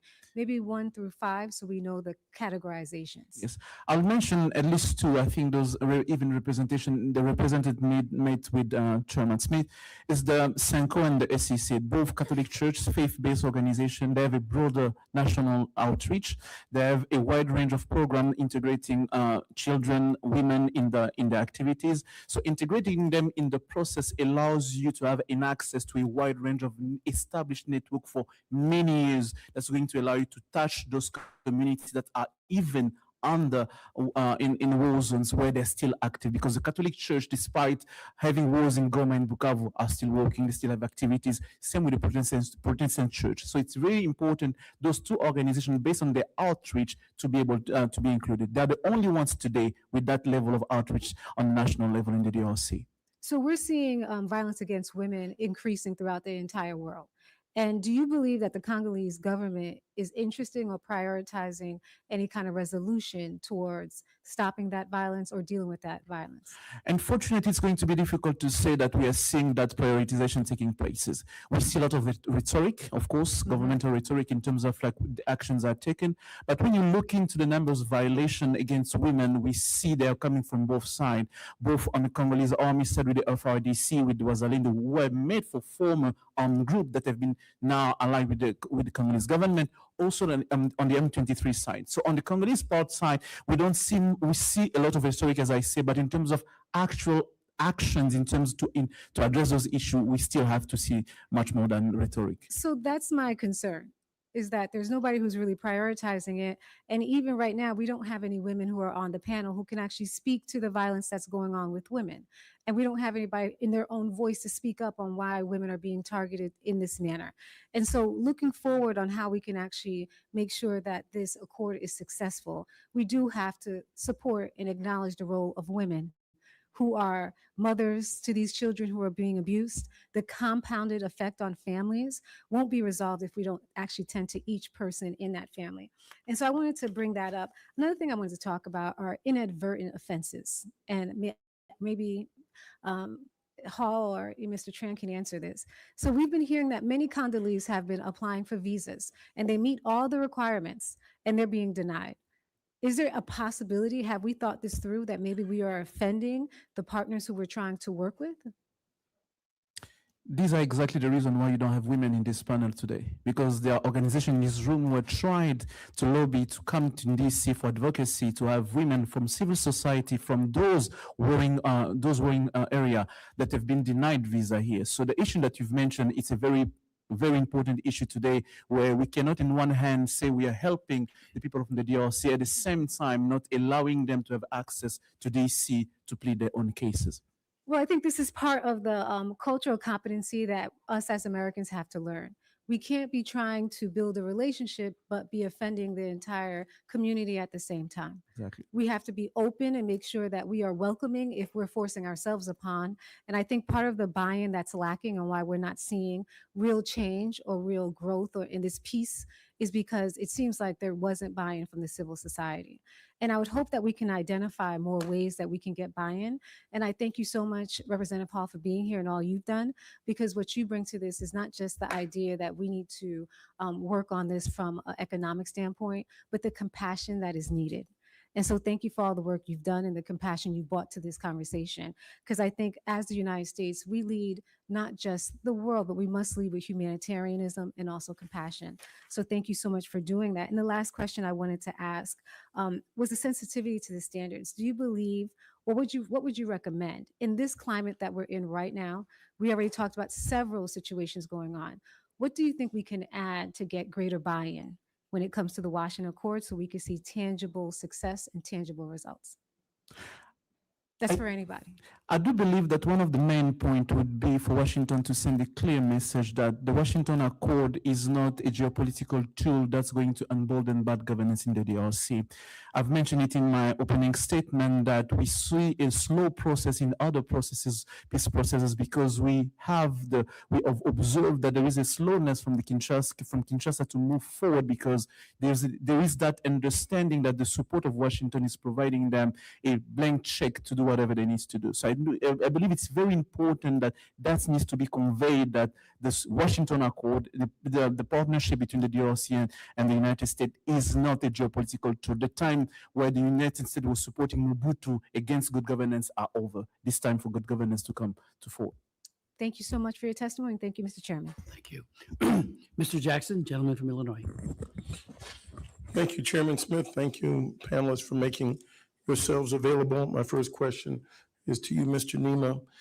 In your view, does the regional economic integration framework provide enough economic incentives for Rwanda to cease support to the M23 and withdraw its own troops from Eastern DRC? The RIF provide enough incentive for all parties involved to engage in peace and stability in the region, to be part of a regional development processes.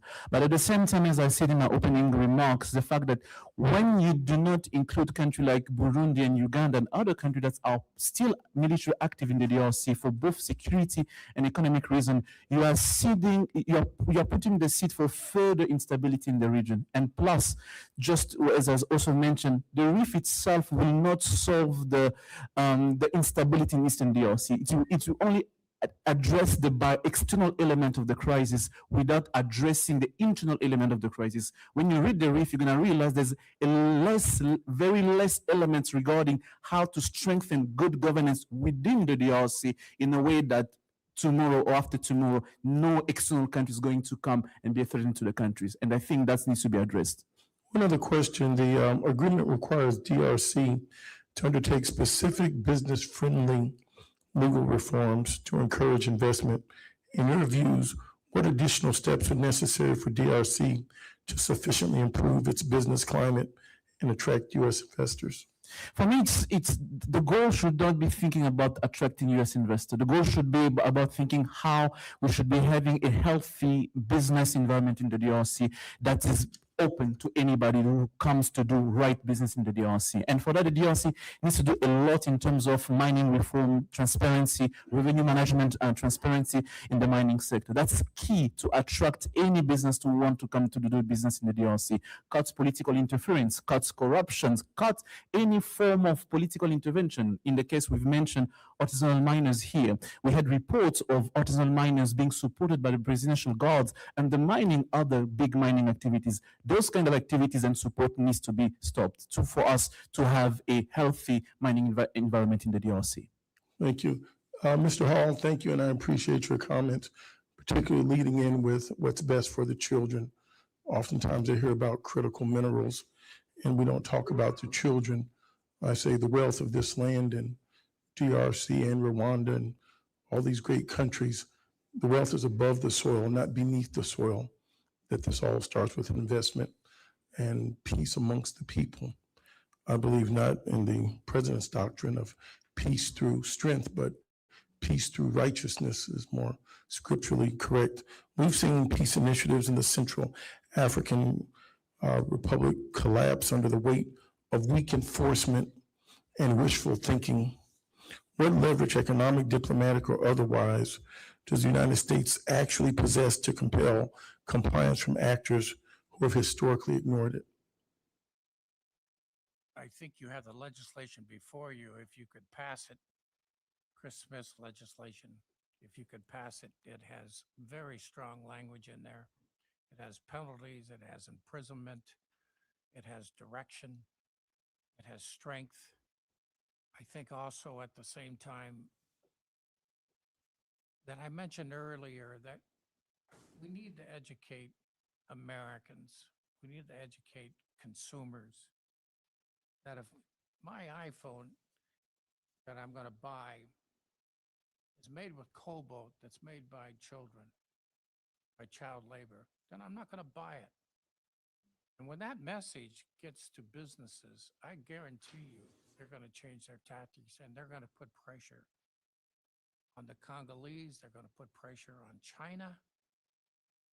And just like we did with the blood diamonds back in the late 1990s, it absolutely stopped the selling of blood diamonds.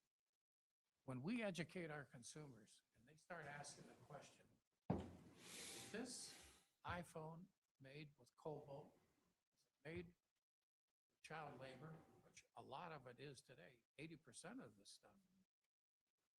This phone is made probably with child labor, cobalt that's in this phone right here.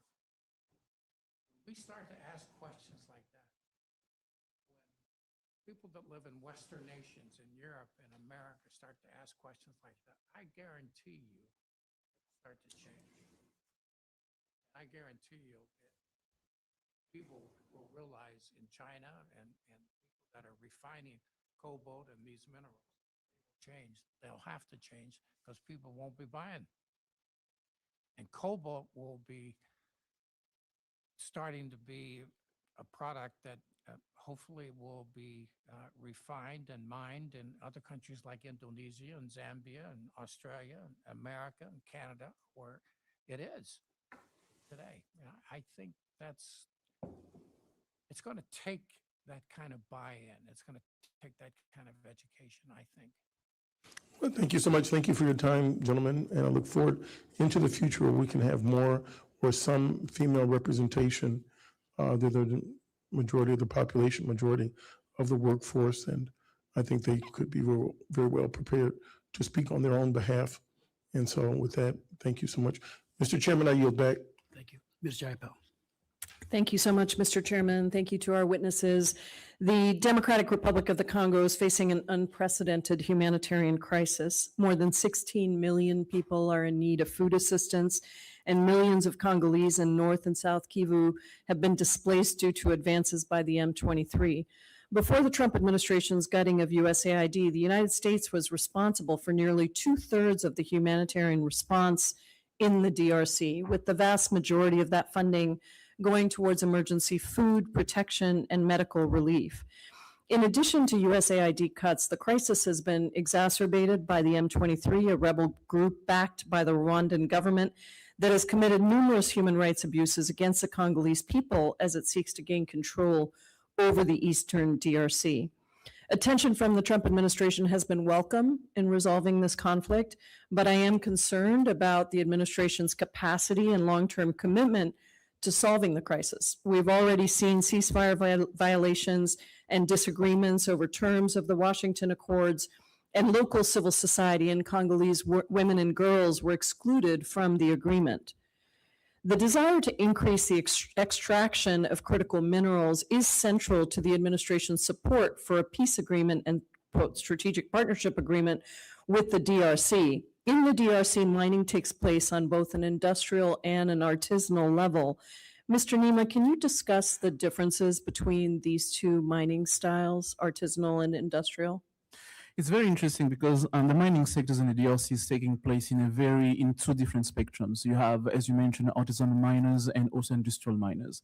Looking into the landscape of the mining activities, you see a lot of artisanal minings taking place in eastern DRC, where we have the war in the area of when they exploit not cobalt, coltan, tin, tantalum, and all of that, because it's easy, it's accessible.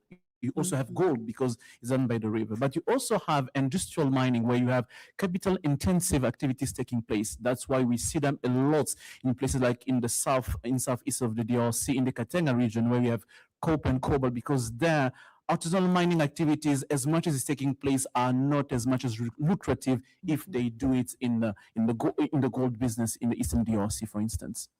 It's critical that we address abuses in the artisanal mining sector, like poor safety conditions and child labor, given our reliance on Congo's critical materials. But despite this, a USAID program that involved direct advocacy with the DRC government and artisanal miners to encourage responsible investment in and sourcing of minerals was shuttered. Mr. Nima, without conflict and atrocity prevention programs, how can the administration promote an ethical supply chain of critical minerals in the DRC sourced from artisanal mines that doesn't drive up violence and actually does promote sustainable peace? It's true that you mentioned the program the USAID is supporting the DRC has helped to a certain extent and to a certain scope on the mining activities and the artisanal miners in the DRC. But however, the issue that you've mentioned about artisanal miners, the issues is not about nationality or any kind of nationality involved in the mining industry. The issue is about the bad governance in the mining industry in the DRC itself.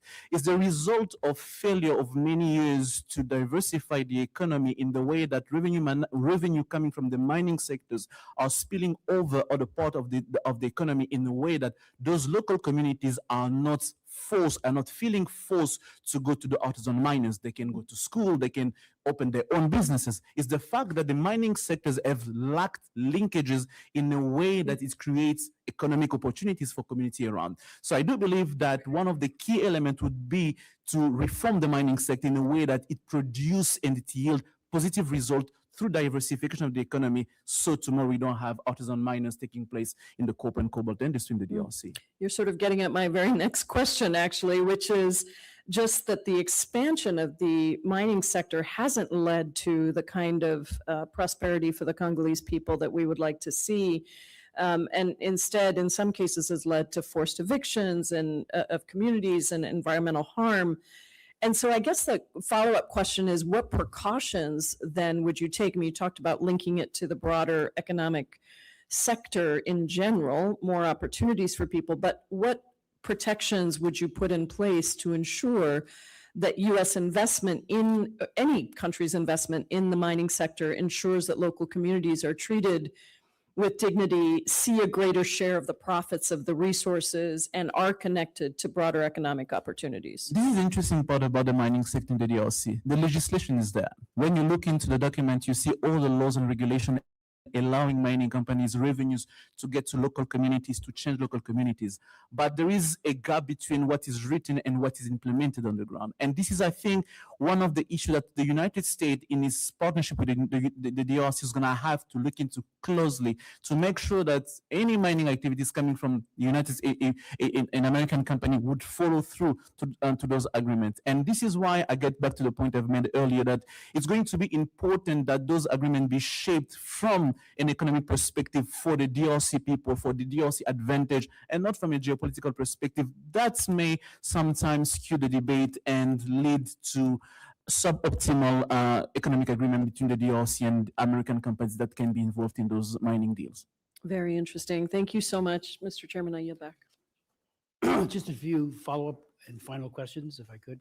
You know, when we talk about the abuse of women, 20 years ago, I visited a group called Heal Africa. It's a hospital that specializes in a number of things, orthopedics and all that, but also in treating women who have been horribly raped, often gang raped, sometimes with the husband watching in order to further demoralize him and her, especially her. And Heal Africa does fistula repair for women who have, because of the sexual violence, giving them their life back physically to some extent.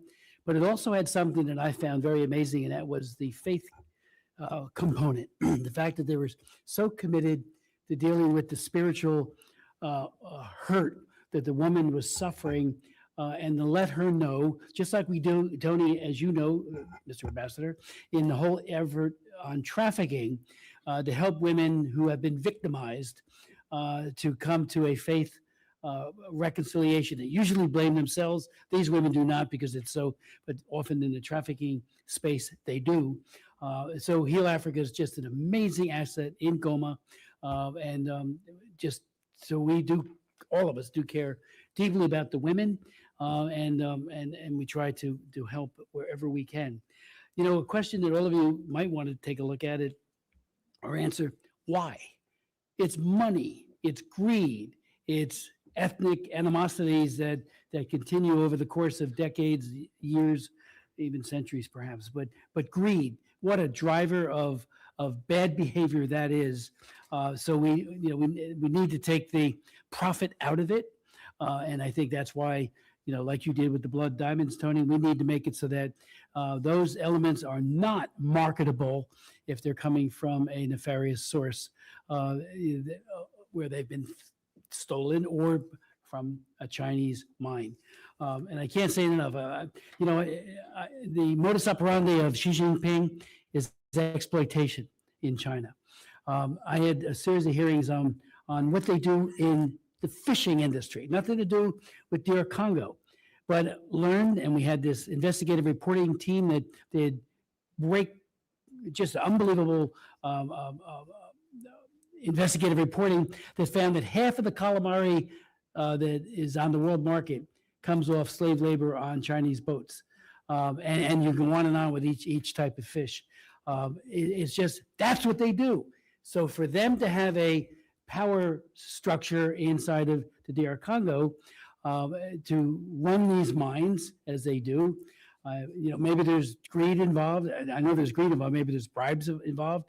But again, the people don't benefit. And that's got to be, that's what our legislation is seeking to do by saying, okay, we put a tourniquet on the fact that none of these things can come here.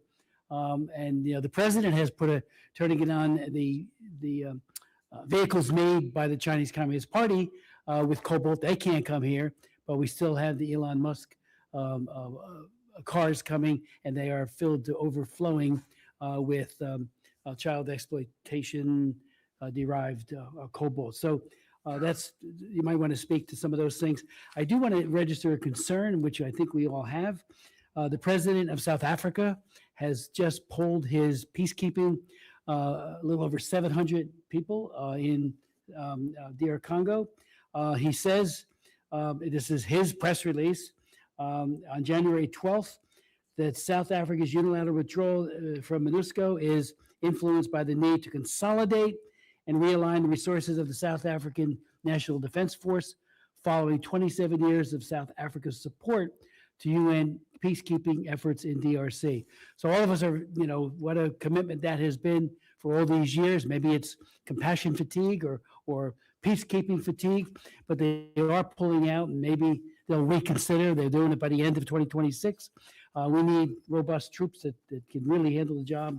So that was a major disappointment by South Africa to pull their peacekeeping troops. So if any of you want to comment on that. The work of President Lorenzo from Angola, you might want to speak to how well that, like I said in my opening, he's hoping to do it. We believe by to have this dialogue that we hope will be maximum inclusive for DR Congo. And if that happens, I think there's, one thing that we really need to emphasize again, and I want to emphasize it with exclamation points. The more we get the National Episcopal Conference of Congo, or SENCO, involved, and the Church of Christ in Congo, ECC, the more likely this will succeed, because they do have a constituency that is incredibly large. And when it comes to peacekeeping, who's more committed to peacekeeping than the churches? Nobody. And I loved what you said about always preach the gospel and when necessary use words. I love that phrase. It comes from St. Francis of Assisi, as we all know, but they do it every day at great risk to themselves. So the more they're integrated and relied upon to keep warring factions and greedy factions at bay, the better. One thing that I heard this morning from the two leaders in our meeting was that they have had outreach to Rwanda, to the faith community there. I think the more that there's a combining of those great entities of faith, the better.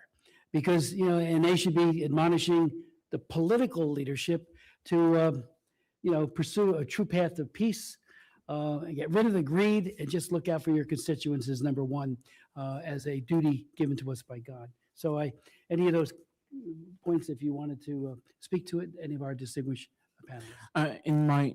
As my final comment, I think I will speak to one of the points that you've mentioned across this conversation around child labors in the mining sector. I think it's very important to point out.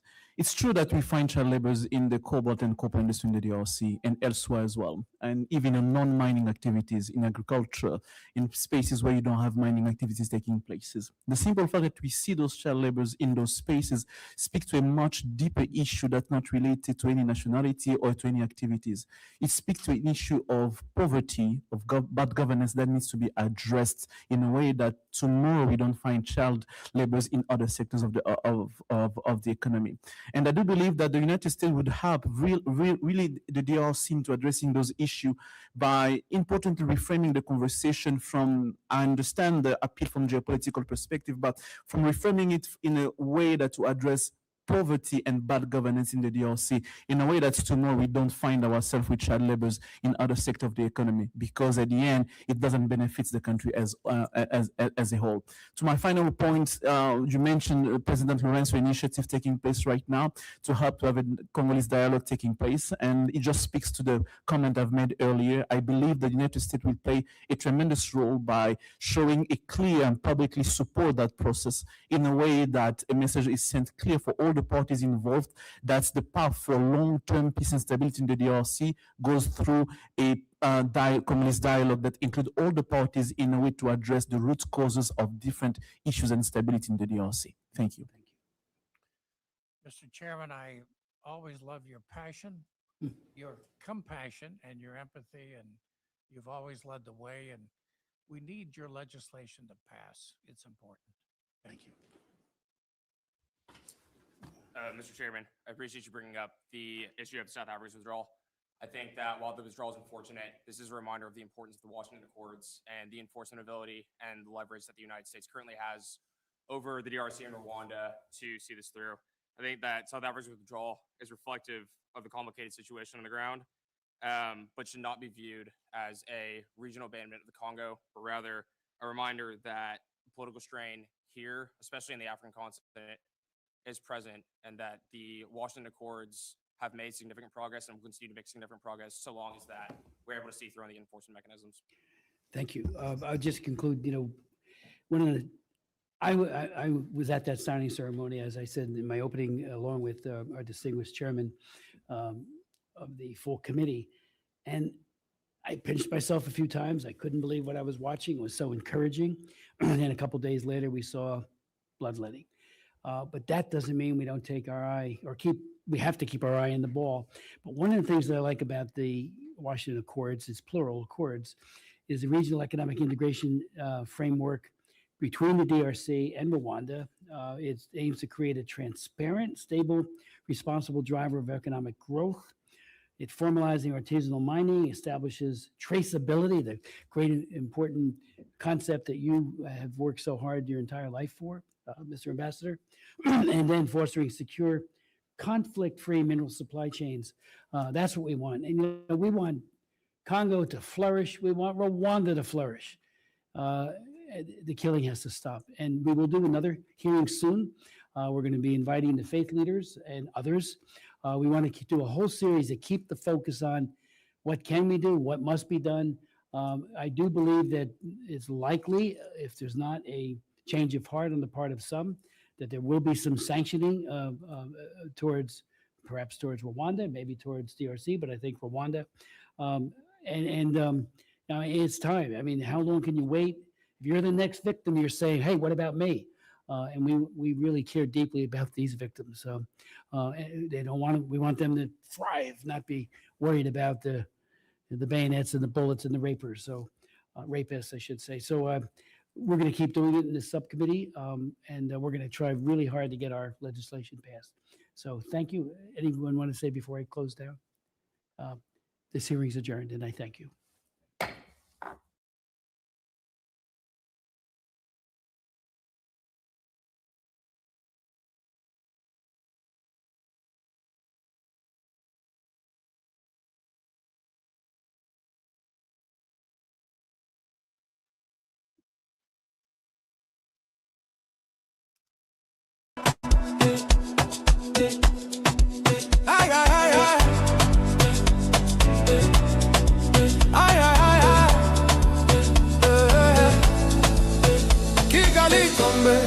Kigali weekend Juba tombe, Kagame tombe, Arde tombe, Kigali tombe, AFC tombe, Kabila tombe, Inyanga Congo tombe, Before Bagane tombe, Ngizina Rayesu tombe, Kigali tombe, Wari Wari Jenje, Nonubaye tombe.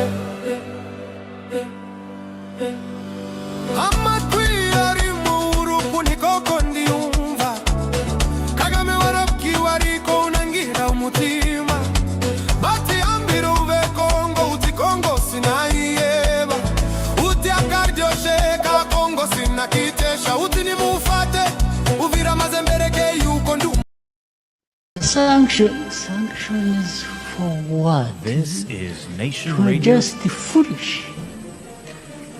Absolutely foolish. Good. We're pressing the administration to really sanction the Gaddafi leaders, maybe even Gaddafi himself. I mean, we can't. byanyuze mu yihe nzira se iya demokarasi se iyi ntambara se The President of the United States is not a game player. This When he tells is you that he's going to Nation do Radio something, when he TV, tells you he's the going to voice address of a the problem, people. he means it. He actions it. And you call me for anything, right? Thank you.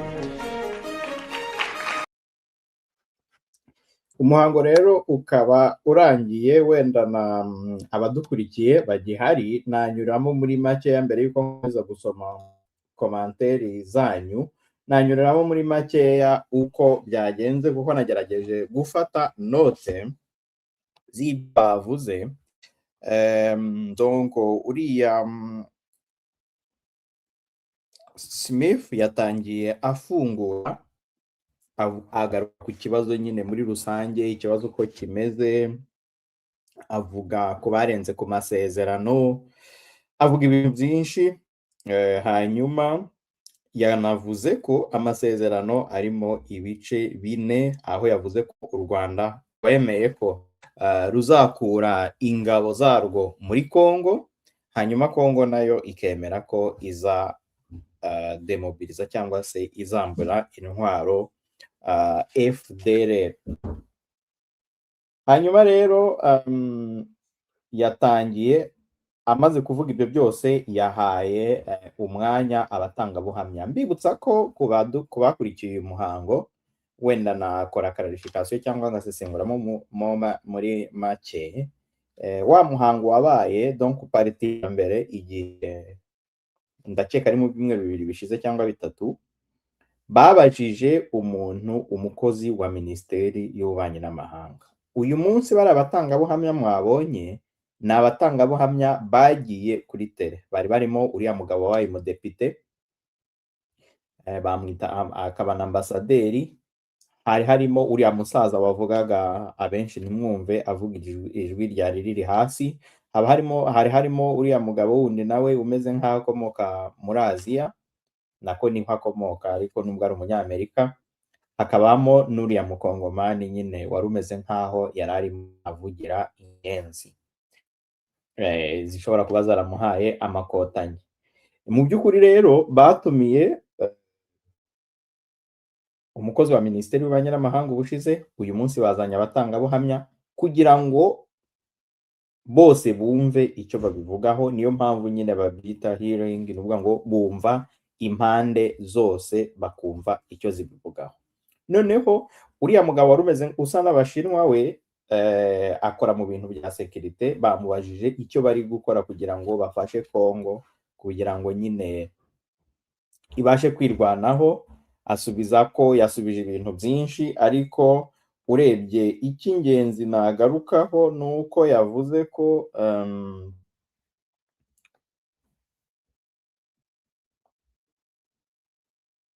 no, reka tubanze tugaruke kuri ambasaderi. Uriya musaza yavuze ikintu gikomeye cyane. Uriya musaza yagarutse ku kintu cyabaye muri Sierra Leone ubwo Charles Taylor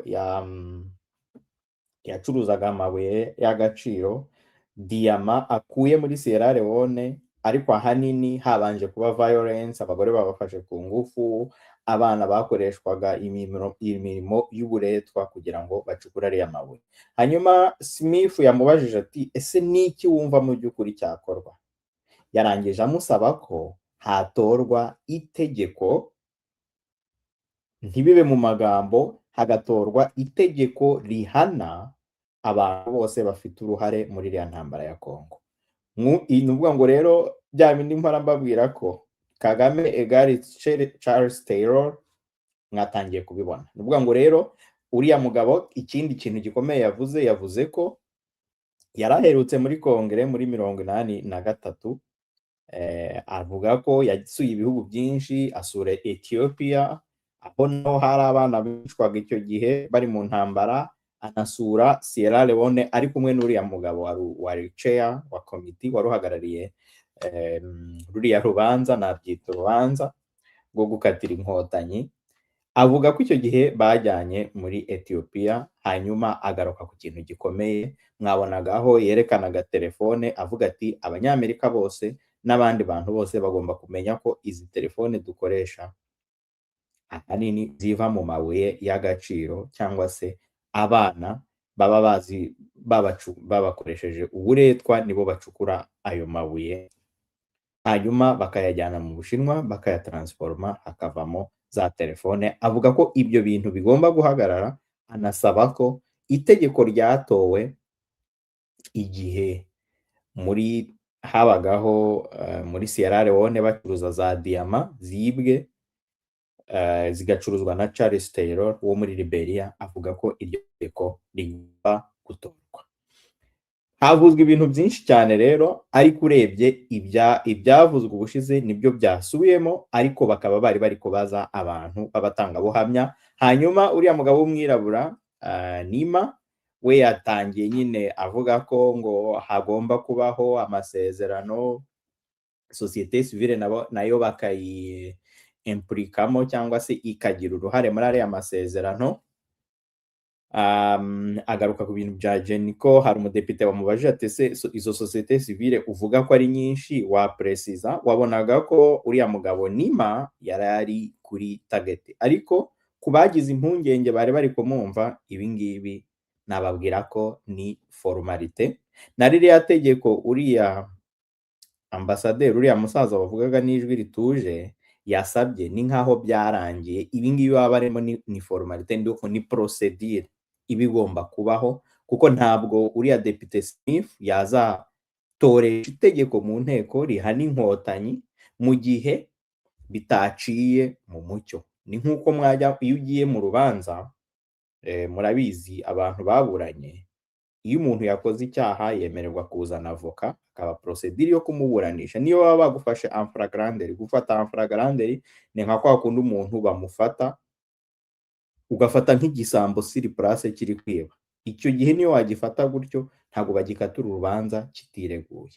Muri make rero uriya muhango nicyo wari ugamije, ahubwo igishobora gutera abantu kwibaza ni ukubera iki batatumiye Inkotanyi nazo ngo zize kwiregura, usibye kuriya Nima nyine yageragezaga kuzivugira, ariko ofisiyeroma ntabwo bari bazitumiye. Ubushize no muri hearing y'ubushize ntabwo ambasaderi yigeze avuga, nubwo yatanze ya statement ivuga ko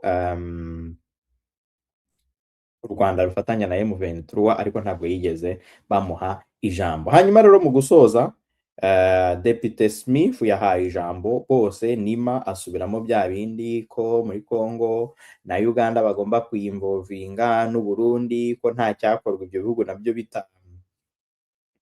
batabyemplitsemo. Ku bari bafite ikibazo rero, mwanabibonaga muri komantere zanyu, abari bari kubyumva, mushobora kuba mwaragize ikibazo mukibaza muti uriya mugabo uko abasubije inyuma. Ntabwo abasubije inyuma, kuko ibyo byose biriya Smith yavugaga barabivuze mu gihe cyo gusinya ariya masezerano, haba y'u Rwanda rwasinyanye na Congo yo guhagarika intambara, ndetse haba n'amasezerano Congo yasinyanye na Leta Zunze Ubumwe za Amerika ariya y'ubucuruzi. Hanyuma ikindi kintu gikomeye rero uriya musaza yavuze nagarukaho, kuko uriya musaza ni umuhanga cyane, we yapuentaga, yagushaga ku ntego, akavuga amagambo make kandi akibasira Inkotanyi, ariko mu buryo buri diplomatique. Uriya musaza yavuze ati muri ariya masezerano yabayeho no muri ibi byose byo guhagarika intambara, ntaho nigeze mbona bashyize abagore bafatwa ku ngufu, abana bakoresha imirimo y'uburetwa, kuko barahari benshi. Agaruka kuri kote ya Mandela cyangwa se kuri siroga ya Mandela, aho yavuze ko iyo ushaka ko igihugu gitera imbere ugomba gutangirira kuri education. Avuga ko abo bana batiga, atanga urugero rwo muri Sierra Leone. Sierra Leone yayigarutseho cyane, avuga ko mu gihe intambara yo muri Sierra Leone yari iri kuba, igihe yatezwaga na Charles Taylor, ubu ngubu ufungiye mu Bwongereza, ku batabizi, bamukatiye imyaka nimba ari 100. Avuga ko ibyo yabonye muri Sierra Leone bimeze nk'ibyo yabonye muri Congo, kandi asaba ko ibyo bintu byahagarara. Akaba yarangije yibaza intervention ze zose, yibazaga ati kubera iki ibi bintu by'abafatwa ku ngufu bitigeze bishyirwa muri ariya masezerano. Hanyuma ikindi kintu cyavuzwe rero, hari umudepite wabajije ikibazo, aravuga ati Nima ari kuvuga kuri biriya bintu by'abagore bafatwa ku ngufu. Umudepite aravuga ati mu by'ukuri Congo ni abaparteneri bacu, kuki batohereza abantu abo bagore bafashwe ku ngufu ngo baze kubyivugira? Hanyuma Nima avuga ku kibazo cy'amaviza. Noneho umudepite, uriya mudepite kazi w'umwirabura, izina rye ndaryibagiwe, yamusubije aramubwira ati, yakoze intervention avuga ko Congo ubu ngubu ni abaparteneri, ni abafatanyabikorwa ba Leta Zunze Ubumwe za Amerika. Avuga ko bagomba kububaha, nimba barasinyanye amasezerano bagomba kububaha, iby'amaviza bakabibaha. Ubwo mwihise musobanukirwa rero impamvu ambasaderi w'i Kigali wa Amerika, wa Leta Zunze Ubumwe za Amerika i Kigali yahamagajwe, ariko uwo muri Congo we ntahamagazwe. Ubu mu Rwanda abenshi bavuze ko ambasade bayifunze, ariko ntabwo ari byo. Ambasade ya Amerika mu Rwanda i Kigali ntabwo ifunze, ahubwo ikiri cyo nuko nta ambasaderi wa Amerika uri i Kigali, kandi nta n'akanunu kuko Amerika ishobora kuzohereza undi mu minsi ya vuba. Ibyo rero ni ikintu gikomeye cyane ku gihugu nk'u Rwanda ndetse no ku gihugu nka Congo, amplisi kirimo n'intambara cyangwa se bagiye gufatira ibihano bikarishye. Hanyuma rero mu gusoza, Smith yabahaye ijambo, bose bavuga ko babirangije. Noneho uriya musaza we asaba Smith ikintu kimwe, musaba ko hatorwa itegeko bikajya mu nyandiko, nk'itegeko ryatowe igihe bafatira Charles Taylor ibihano ndetse na Sierra Leone. Uko byagenze ni ukuvuga ngo diyama zose zavaga muri Sierra Leone barazihagaritse, hanyuma biza kurangira rero Charles Taylor nawe bamufunze. Murumva ko rero babandi za ntore ziteraga amajeke, ibi ntacyo bivuze, ibi ni ikintu gikomeye. Impamvu rero izi hearing cyangwa se izi manza ziri kubaho, byisi manza mu Kinyarwanda ntabwo naba nibeshye, ni ukugira ngo bakusanye bya bimenyetso byose, kuko mu gihe itegeko rizaba rigiye gutorwa, ntabwo Depite Smith ari uzaritora wenyine, hazaba harimo abademokarate n'abarepublike, abadepite bose bateranye. Donc bizasaba ko akonveka ya nteko yose b'abadepite bose kugira ngo batore iryo tegeko. Nibyo hano rero ari gukora, ari gukusanya ibimenyetso. Avuze ko hazongera kubaho urundi rubanza rumwe rwa nyuma, agatomera abandi bantu bo mu kindi cyiciro, hanyuma itegeko rigatorwa. ikindi ni uko babajije uriya mugabo ukora muri sekirite, baramubaza bati mubona ari igiki cyakorwa kugira ngo aya masezerano ashyirwe mu bikorwa, ko tubibona neza ko inkotanyi zanze kuva ku izima. Depite Jacobs niwe wabivuze, umudepite w'umugore ukunda kubaza ibibazo bikarishye, niwe wabivuze, aravuga ati reba nk'ubu ngubu mu gihe cyo kuva Washington, mu gihe bamaze gusinya amasezerano ya Washington DC, Washington Accord, inkotanyi zahise zigenda zifata Uvira. Ni iki twakora kugira ngo ibyo bintu bihagarare? Umwanzuro wose bose bahurizaga ko bagomba gufata ibihano bikarishye, bagomba gushyiraho igitutu ku nkotanyi. Hanyuma uriya musaza nabonaga uri très intelligent, wari ufite ubwenge bwinshi cyane, ariko biragaragara nyine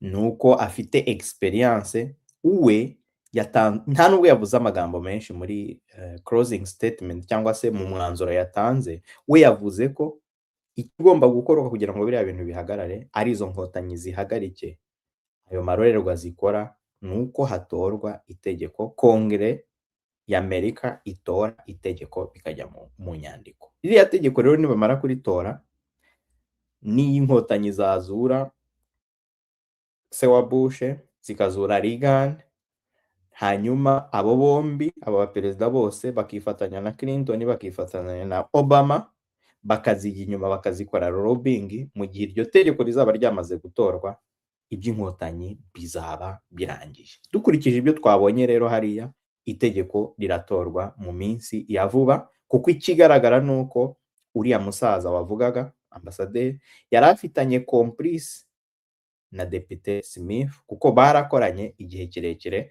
bagiye banasurana. Nuvuga ngo nababwira ko muri Kongo bajyayo bari bari kumwe, hanyuma muri Sierra Leone naho barajyanye, ndetse no muri Ethiopia. Hanyuma ikindi uriya musaza yavuze ko kuba yaje hano muri uru rubanza ari uko byamubabaje cyane kubona abana bapfa muri Kongo. Hanyuma impamvu, wenda nzanabigaruka mu kiganiro cyo kuwa kane nibwo nzabasobanurira neza kuri ibi bintu, ko iminota yatujyanye, tumaze amasaha 2 twicaye, ariko impamvu igaragara nabivugaho ubu ngubu, igaragara uriya musaza yari yatumiwe, ambasaderi, ko ari ukugira ngo Depite Smith abashe guhapwa imyanzuro azaha abandi badepite kugira ngo hatore rwe itegeko ryo gukarira uruzikwiye inkotanyi.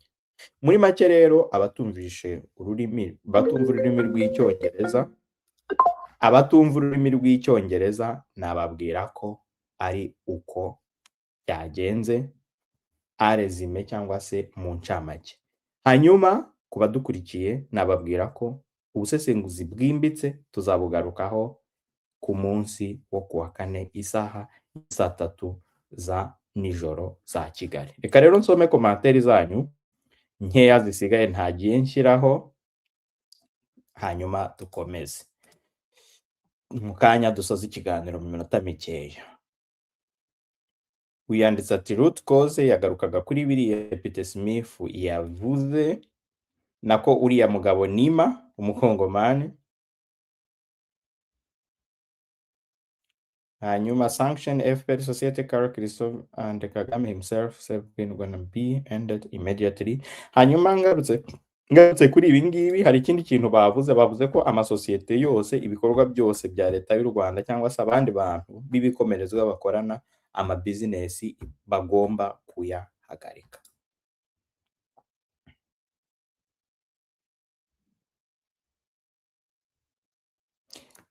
Ndasikize kitari muri situation ya Habyarimana yarimo, aho urwana n'abanyamahanga baguteye, ariko kandi no mu gihugu uzengurutswe n'abagambanyi. Ibyagaye rero nuko uriya Christian Nima yarameze nkaho ari kuvugira inkotanyi, ariko ibi ngibi nkuko twabivuze ni formalite, ntacyo bivuze, ntacyo bizatanga. Nuvuga ngo umuhango ni nkaho warangiye. Ibi ngibi kwari ugutanga umugabo, ni nka kwa kundi uba wafashe igisambo kiri kukwiba ukakijyana mu rukiko kugira ngo habe formalite, cyangwa se nimba bari kugikatira imyaka 50 bagikatire 40 nimba cyemeye icyaha. uyu nguyu yanditse ati where are bya bihano. Ibihano rero biri mu nzira nk'uko nabibabwiye. Iyo urubanza rutangiye habaho kumva abaregwa n'abarega, hanyuma ibyo byarangira umucamanza agatanga umwanzuro w'urubanza. Umwanzuro rero uzatangwa ni igihe ririya tegeko rizaba rimaze gutorwa. Ariko hagati aho mbere y'uko ritorwa, ubu ngubu telefone ziracicikana, inkotanyi ntabwo zorowe. Ati naho barindwanyi. Hanyuma Winnie Mandela ati igihe cyose Afurika igitegekwa n'ibigori byikunda les Occidentaux nibo bazajya badufatira imyanzuro, c'est dommage. Uyu yashyizeho RDC igikumwe. Hanyuma nari navuze ko ari disikuru gusa. Hoya, ntabwo ari disikuru gusa. Uvuze ko aba ari disikuru gusa waba wibeshye. Abagabo batuma dushirira inkono gusa, bose ni abafatanya bikorwa. Naha ngaha ntabwo twemeranyijwe. Niyo nsaba Fulgence Kagame ibyo arema arabyizeye. Ejo bundi yavuze ngo ibyo amahanga yakora byose azakomeza kuba defia, afite icyo yizeye. Agahugu nk'u Rwanda ntikabura gutinya ibihano bya nyabyo. Niyo nsaba Fulgence nzabikoraho umunsi wa kane, uku wa kane, na ibingibi Kagame bari kwikangaza na Charles Taylor niko yikangazaga. Nzabibasobanurira neza ku buryo bwimbitse, kuko n'abadepite n'abari abadepite, uriya musaza wari urimo atanga ubuhamya, mwabonye ko nawe yahuje ibiri kubera muri Congo n'ibyaberaga muri Sierra Leone. Ahuza Kagame mu buryo buri indirect, nubwo atamuvuze mu izina, ariko yamuhuje na Charles Taylor. Ibyabaye kuri Charles Taylor rero mwitegure ko bizaba no kuri Kagame mu gihe kidatinze.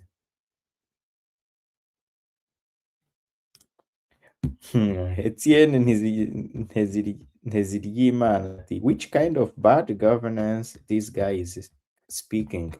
Christian, if I took you, you're gonna be hit.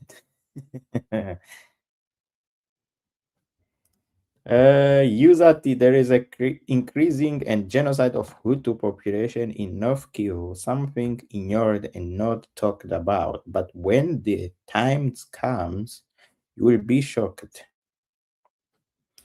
Hanyuma iki kibazo cya Kongo kirimo byinshi bigomba kwigizwayo. Mbere na mbere, family zikomeye zamenye amaraso zigomba gupfa cyangwa bakabisibanganya. Clinton Birigate uru n'urundi rugendo narwo.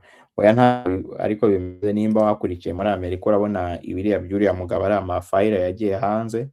Uwa Clinton bari baranze kujyamo gutanga ubuhamya, ariko bagiyeyo. Nibi rero nabyo bizajya hanze mu gihe ziriya mpapuro zaba zishizwe hanze. Ikindi buriya ntimutekereze ko na mapping report mu minsi mikeya mutazayibona yagiye hanze. Kuva batangiye gushyiramo biriya bintu by'abagore bafashwe ku ngufu, abana bajyanwa mu gisirikare, na mapping report mu minsi mikeya turaza kuyibona igiye hanze.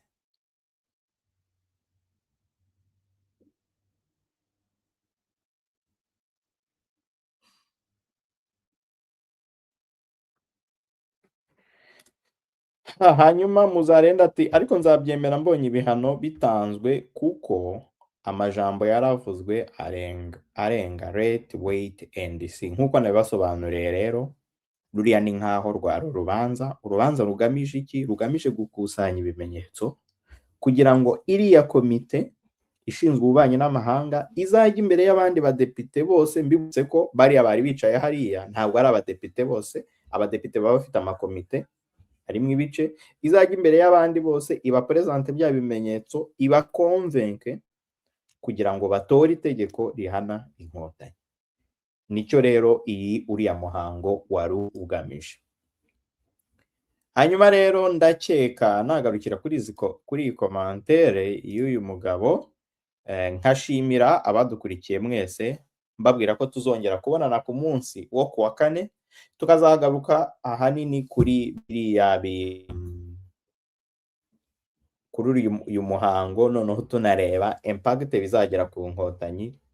Tuzabigarukaho detaye zose. Abatazi Charles Taylor tuzongera tumugarukeho, turebere hamwe kuko ibyabaye muri Sierra Leone bizatwereka isura y'ibigiye kuba mu Rwanda kuri Kagame. Mbibutse ko ubu Kagame n'Inkotanyi bafite presiyo ziri guturuka impande zose. Hari presiyo iri guturuka kwa Vice Perezida J.D. Vance, nababwiye ko ari we wafashe iriya dosiye ya Congo. Hari presiyo iri guturuka muri Minisiteri y'Ububanyi n'Amahanga. Hakaba n'iyi presiyo noneho igiye kuzaturuka mu nteko ishinga amategeko y'abadepite, mu nteko ishinga amategeko y'Amerika. Uvuga ngo abadepite bazatora itegeko rikanira urukwiye, rikanira Inkotanyi. Hanyuma ariko nubwo iryo tegeko bazaritora, hari iyindi pressure iri ku Nkotanyi iturutse muri Perezidanse, iturutse muri Minisiteri y'Ububanyi n'Amahanga. Urebye rero ni icyo twavuga.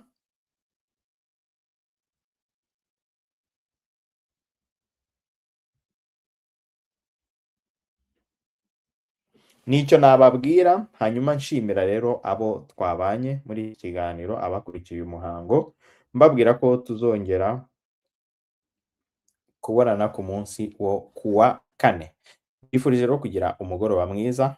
Abageze mu gitondo bari muri bihugu bya za Australia, bifurije kugira igitondo cyiza. Hanyuma abari mu Rwanda ndetse no muri Afurika mu bihugu byinshi, abari muri Amerika mugire umunsi mwiza. Ndakeka mwebwe ubu ngubu mugeze mu ma saa 10 z'umugoroba nimba ntibeshye, mu ma state menshi. Hanyuma abari mu Rwanda rero namwe mbifurije kugira ijoro ryiza. Tuzongera kubonana ku munsi wo kuwa kane. Reka dusoreze kuri ka karirimbo ka Kigali Tombe. Ureka babizi kugira ngo baguteshe Kigali uruzi, none ngo Kigali baye tomburaja. Kigali Tombe, Kigali weekend baye tombe, Kagame tombe, RDF tombe, Kigali tombe, AFC tombe, Kabila tombe, Inyanga Bongo tombe, Ibihano tombe, Umwizina rya Yesu tombe, Kigali tombe, wari wari yenje none ubaye tombe. Yewe Kagame we ninde waguhenze nguhangare gutera Uvira, mumurezareze atere Uvira hasige atwe, mumuzingiza hangare Uvira bure Kigali, abimenye yuko Kigali giye kuba tombe, nikigisigaye ngo Kigali betombe, tacho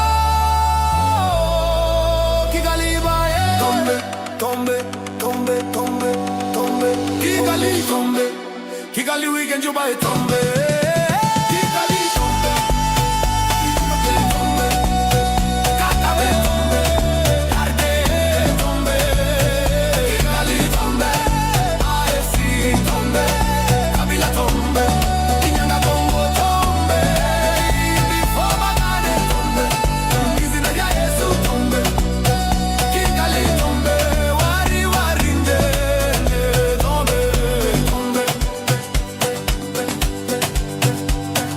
tombe. Officers, sanction is for what? This is Nation For Radio. just the foolish.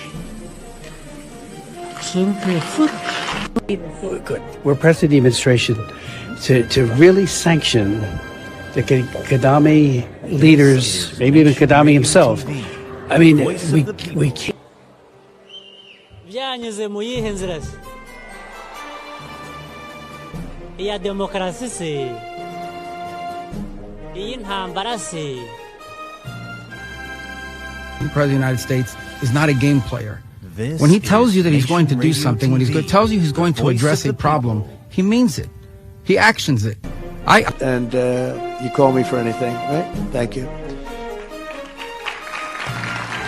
Kigali tombe, Kigali weekend you baye tombe. This is Nation Radio TV, the voice of the people.